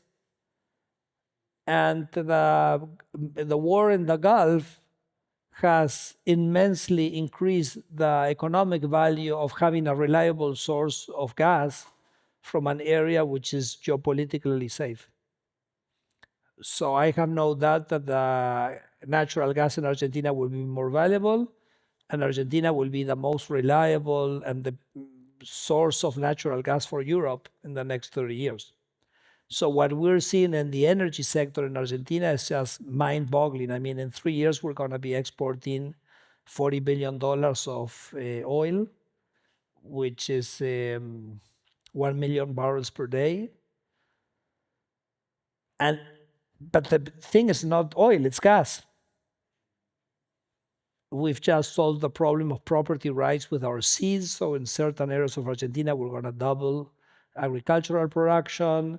We're going to have 4 cellulose factories coming into Corrientes now that we repeal this law, which doesn't allow foreigners to buy land and woods, etc. So Argentina is kind of in the middle of an export boom. So the real exchange rate or the peso has to strengthen real value. I mean, I think that's inevitable. I think that the best response to that should be to open the economy much faster. So, because if you don't open the economy and you have this boom in exports, your real exchange rate is going to appreciate a lot. So you have to compensate Argentina quickly. Argentina basically trades a third of what it should trade, given its size. And so we need to double our export sector and our import sector. So I think kind of the exchange rate policy will be more the trade policy than the monetary policy. Now, it's true that our going to the decrees and the use of decrees, it's true that our constitutional setup allows for that. Never in the history of our democracy, a decree, an executive decree of this sort was used to do a comprehensive reform program. It was more used for some very punctual initiatives. For example, in that decree, we had the labor reform we had there, and then it got an injunction in the labor courts. So then we had to go to Congress, and then we finally got it approved in February of this year. So some parts of those decrees were challenged, because you can be challenged at the judicial level, parts of the decree. And I must say that that was the only big executive decree, and most of the other things we've done going to Congress, in spite of having this. So I don't want to overstate the use of these decrees. I mean, I think it was very, very important at the beginning, because it's like Milei said, I'm here, okay? And I'm here stepping strong, and I'm here and I mean business. And really that executive decree really had that tremendous power, and was a political shockwave, both on society and on the political system. And look, it's interesting to look at, because you can go to YouTube and you have the conference, which it's decree 7023, because it was in 23, because it was in I think the 17th of December of 23. So 7 days into his term, he was sworn in on the 10th. And you can see him for 20 minutes, and the conference says, I'm going to repeal this law because of this. I'm going to repeal this law because of this. I'm going to, which were coming from that pile that you saw, correct? And he's 20 minutes repealing laws and explaining why he's repealing it. But it's like that, no? Boom, boom, boom. Not lengthy discussion. This because of this because of this. And so I think that initial decree was really set the stage for everything else. But it's not that kind of, that's the way we've kind of pushed policy really. Advice to Austria? No, I don't know. I'm not knowledgeable enough to give any. Don't ask an Argentine for advice. Listen, I'm just telling you our experience, okay? Then you will know how to process that. Now, the first question had to do about, well, how things are doing, the number of firms, etc. I mean, you have to be careful with the statistics. First of all, as I mentioned, the economy grew 6% the first year, grew 3% the following year. When you look, because sometimes for us it's difficult in the political discussion, because people say, oh, people are having a hard time. So how do you react to that as a politician? Because if you say, oh, that's not true, you're not empathic, correct? But as a policymakers, what we have to do is we have to go with the data, because if imagine that all the economic indicators are going down and I go on TV and say, no, we're fine because I have a friend of mine who says that he's doing great. And people say, but the economy is going down. So we have to base our analysis on the data. And the data basically shows that the output in Argentina is at a record level, that consumption is at a record level, which doesn't mean that everybody is consuming at a record level. There's a huge change. So for example, in the Neuquén province, which is the energy province, the wages are already twice what they are in the greater Buenos Aires area. So you have disparity in experiences. But overall, the numbers are that export at a record level, the output is at a record level, consumption is at a record level, construction is not at a record level, industrial production is not at a record level, but overall the economy is at a record level. And so there is this disparity. And for example, when you think about firms, and some people flag the number of firms, and you look at the overall number of firms, and you see that there has been a decrease in the firm, you see that the number of firms that have decreased are the firms of one employee. No, but when you look at firms which have more than 2 employees, you basically have no change in the number of firms. And you may say, why did the one employee firms fell so much? And probably my hypothesis for that is that we virtually phased out a wealth tax that we had, and some people had kind of these companies which were shells to insulate themselves from the wealth tax, and once you fade away that wealth tax, those companies that have no sense, and so you have a lot of decrease in the number. That's kind of a hypothesis. But if you look at firms which are, I have a tweet where I explain this. If you take firms which are more than 2 employees, particularly if you have more than 5 employees, there's no really significant change in the number of firms. There's also not a significant increase, but definitely there's not a decrease, okay? And but I think, as I said at the beginning, it's the fact that this growth process is export-led is a total novelty in Argentina. And this, I think that the regulation program is very instrumental in creating these facilities for people to export, like the guy that you saw, the watermelons. But if you see small firms export, they're growing at 40%. Industrial exports, they're growing at 40%. So I'm very, I'm very optimistic in that regard. And then you have, so for those of you who are not, I mean, the government has received some allegations of corruption of some employees. I always say that Javier is like a Franciscan monk.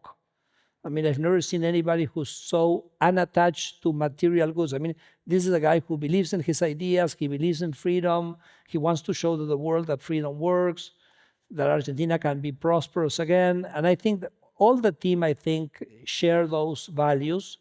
But of course, the opposition, all the opposition leaders, they're all in jail because of corruption. So they have to, they're permanently trying to say everybody is like us, you know, because that makes them not look as bad. But all the allegations that they do, they never are supported in court. So we collaborate with the courts, and we clear things to the courts, and then so far they've not been able to prove any allegation that they've made. So I'm totally relaxed on that issue, and I'm sure also that they will continue pounding on this way. But anyway, that's kind of the rules of the game. So we're starting to run out of time, but I think we take 4 more questions to the highest bidders. Okay. Yeah. You'll have to pay me. He's not paying me anything, by the way, but I think I'm going to ask for a compensation. Okay. Thomas Gangl. Thank you for this inspiring speech. 2 things are probably important to make some big changes: sense of urgency, and that someone trusts you that you can do that. How did you create, or was there no need to create sense of urgency? Because in Austria, I think we have sometimes a bit the problem that this is not common view. Yeah. And second, communication was probably an important part as well. How did you deal with that, and what was the critical or some critical elements on that? Thank you. So Maximilian Hadeck. So I think we're going into agriculture now. I have a friend in Argentina who is in the agricultural business and tourist business, in the General Pinto area. So I told him I will meet Minister Sturzenegger today, what to ask him. He said he's very happy about the reforms, but he says it goes beyond a period of legislation, because in Argentina he believes it needs cultural change and a change of mindset of the people, because you had the Peronismo for so long.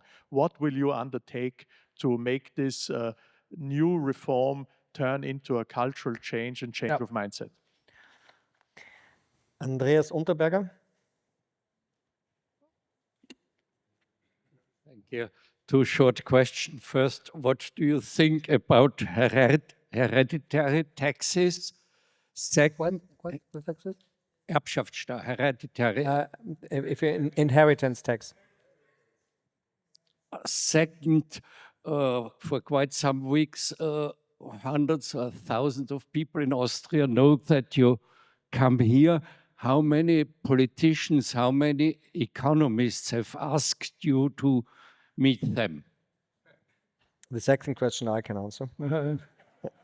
I'm here only a few hours, okay? Herr Germüller. Thank you very much. Really impressive what you've achieved. Just a question, because you said your biggest allies in this reform process were the victims. And in a country like Austria, where we have a very lavish welfare state, where only a few people contribute and the majority takes more out of the system than they contribute, I'm a bit skeptical that here your biggest allies would also be the victims, because most people benefit from this very lavish redistribution of wealth. So I wanted to ask, how could this be overcome? I think there was one question ahead. Is Mr. Bramhofer, if I'm seeing it correctly?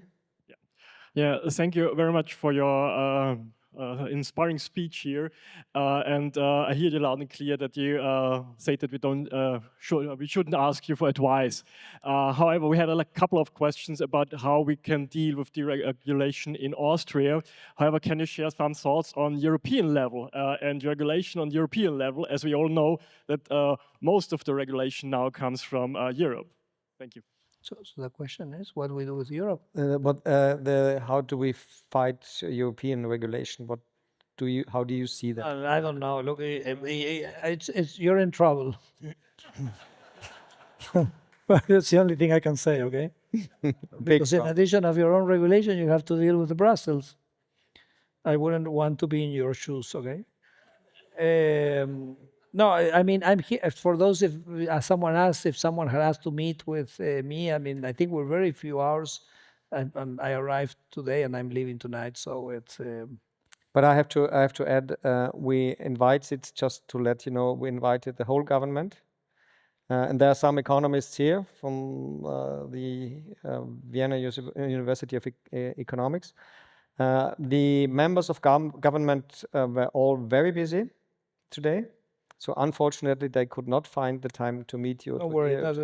But there are some members of parliament here. I see two at the moment. Mr. Look, it doesn't affect my ego, and you're a wonderful crowd, okay? So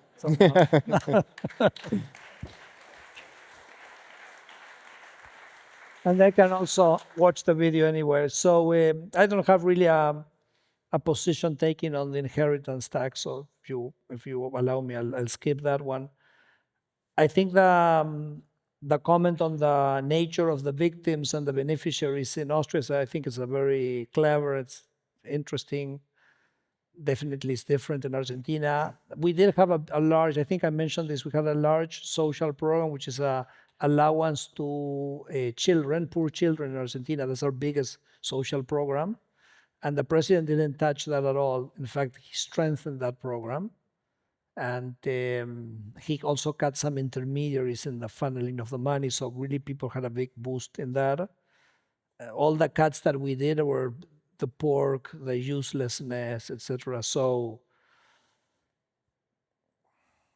So the question is how much fat you have on the other side. So in Argentina, it was all waste.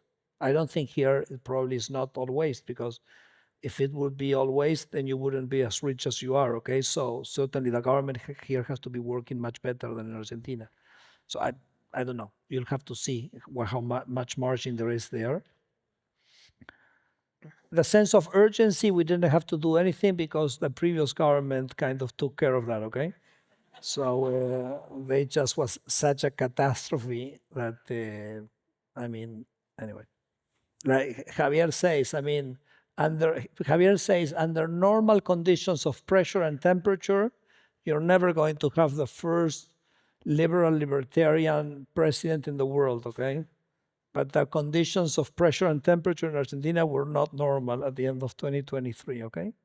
So that leaves me with the question of communication and the question of the change of mindset, which are a little bit related. In fact, Milei says, my biggest fight is the cultural change. And so he's a president which spends a lot of time in doing that and fighting the ideas and defending the ideas. So he doesn't get into the micromanagement. He trusts his ministers. If he doesn't like it, he sacks you, okay? But while he likes what you're doing, he's supportive, but he doesn't mess up with you. So that's what makes the government very efficient and we don't have any bottlenecks in the production process of our reforms. And he spends a lot of time on the communication. I think that's exactly what a CEO should do, which look in the horizon, look the storms ahead. Fernando Enrique Cardoso, which was president of Brazil, said that governing is explain, explain, and explain, and communicate. No, so the president does this. He does this in social media. He's very active in social media. I already explained how he supports the work of his ministers in doing that. But there's a dimension of cultural change. And to be honest, I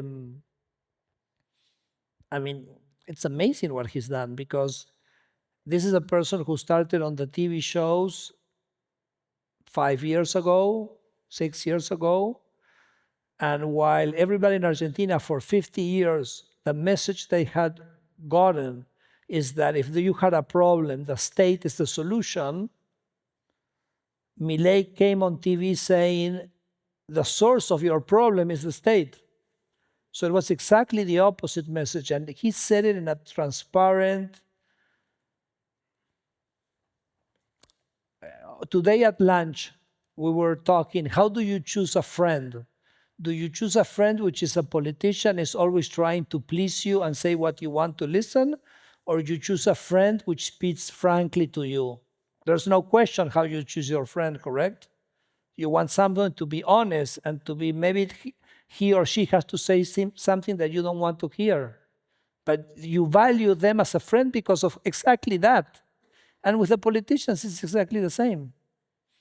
And I was, at lunch, I was mentioning that, for example, in the electoral, I'll tell you 2 things about Javier's communication style, 3 things I'll tell you. So for example, when he goes into the ballotage, he gets on stage to thank for the election, which takes it to a ballotage. And he says, well, I want to thank everybody for the ballotage, but remember, social justice is theft. So, wow. He's going into the ballotage. Any politician would have moderated. Why does he think that social justice is theft? Because it's the government saying, I take money from someone to give it to someone else.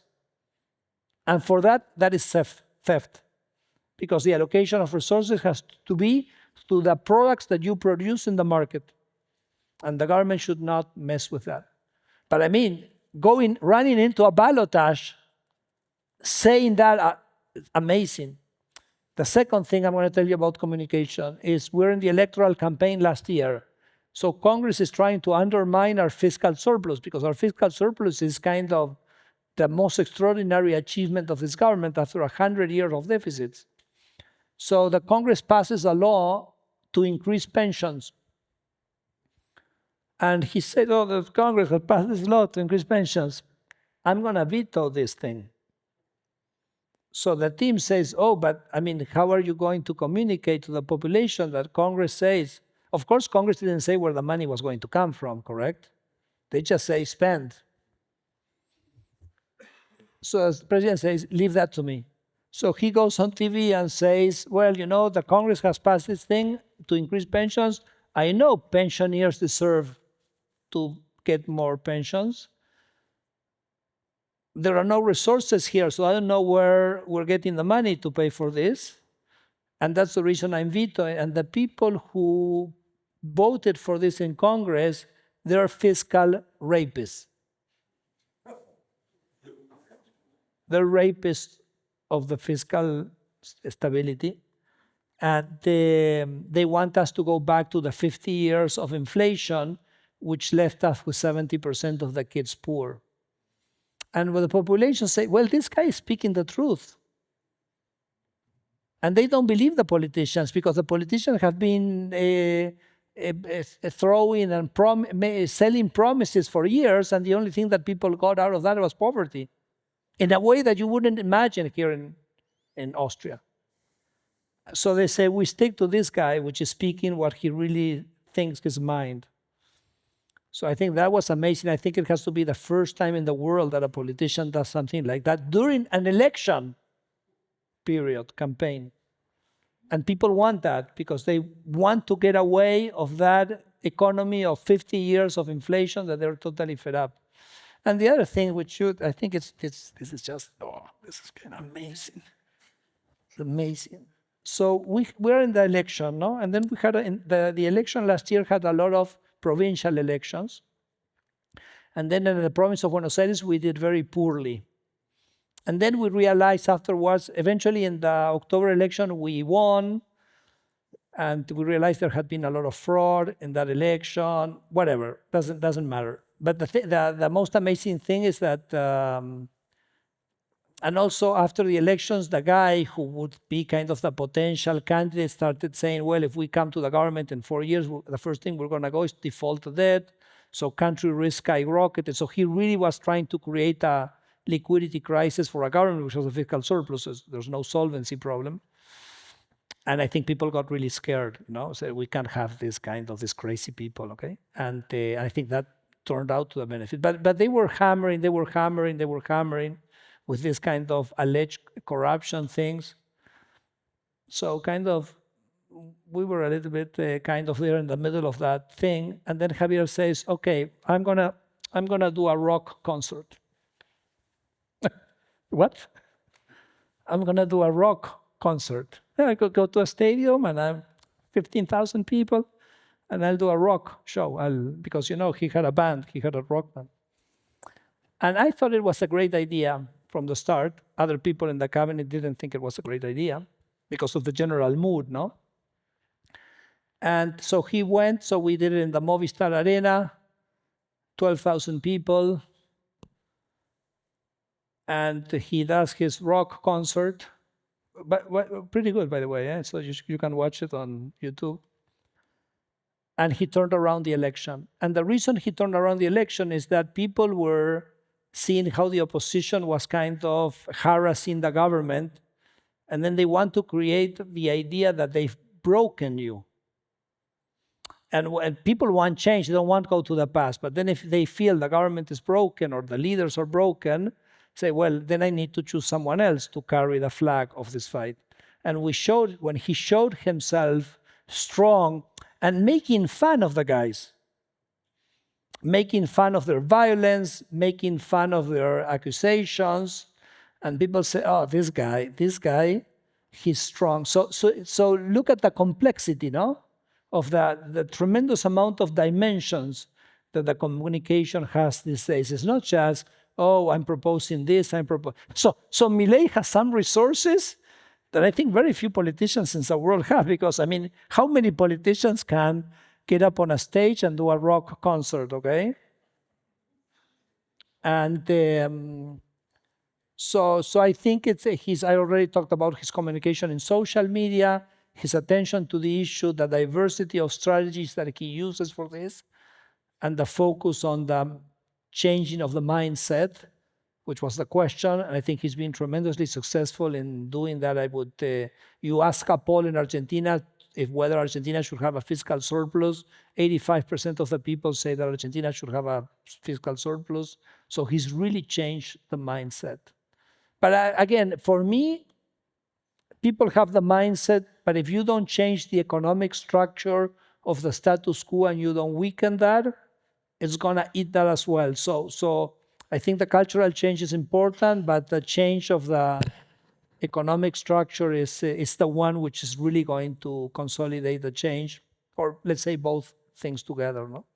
So yeah,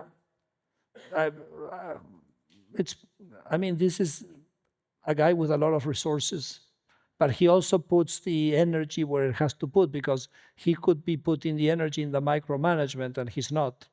So he has also the intelligence to focus on the cultural change and kind of try to see the storms ahead way in advance. So I'm blessed to have the opportunity. It's kind of, for me, when people ask me how you're doing, I say, I'm in Disney.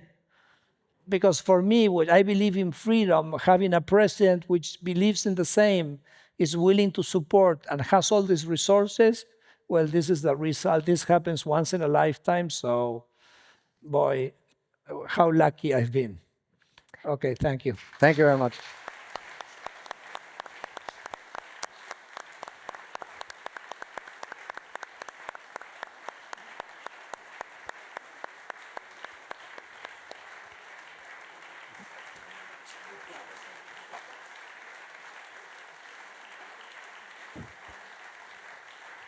Thank you.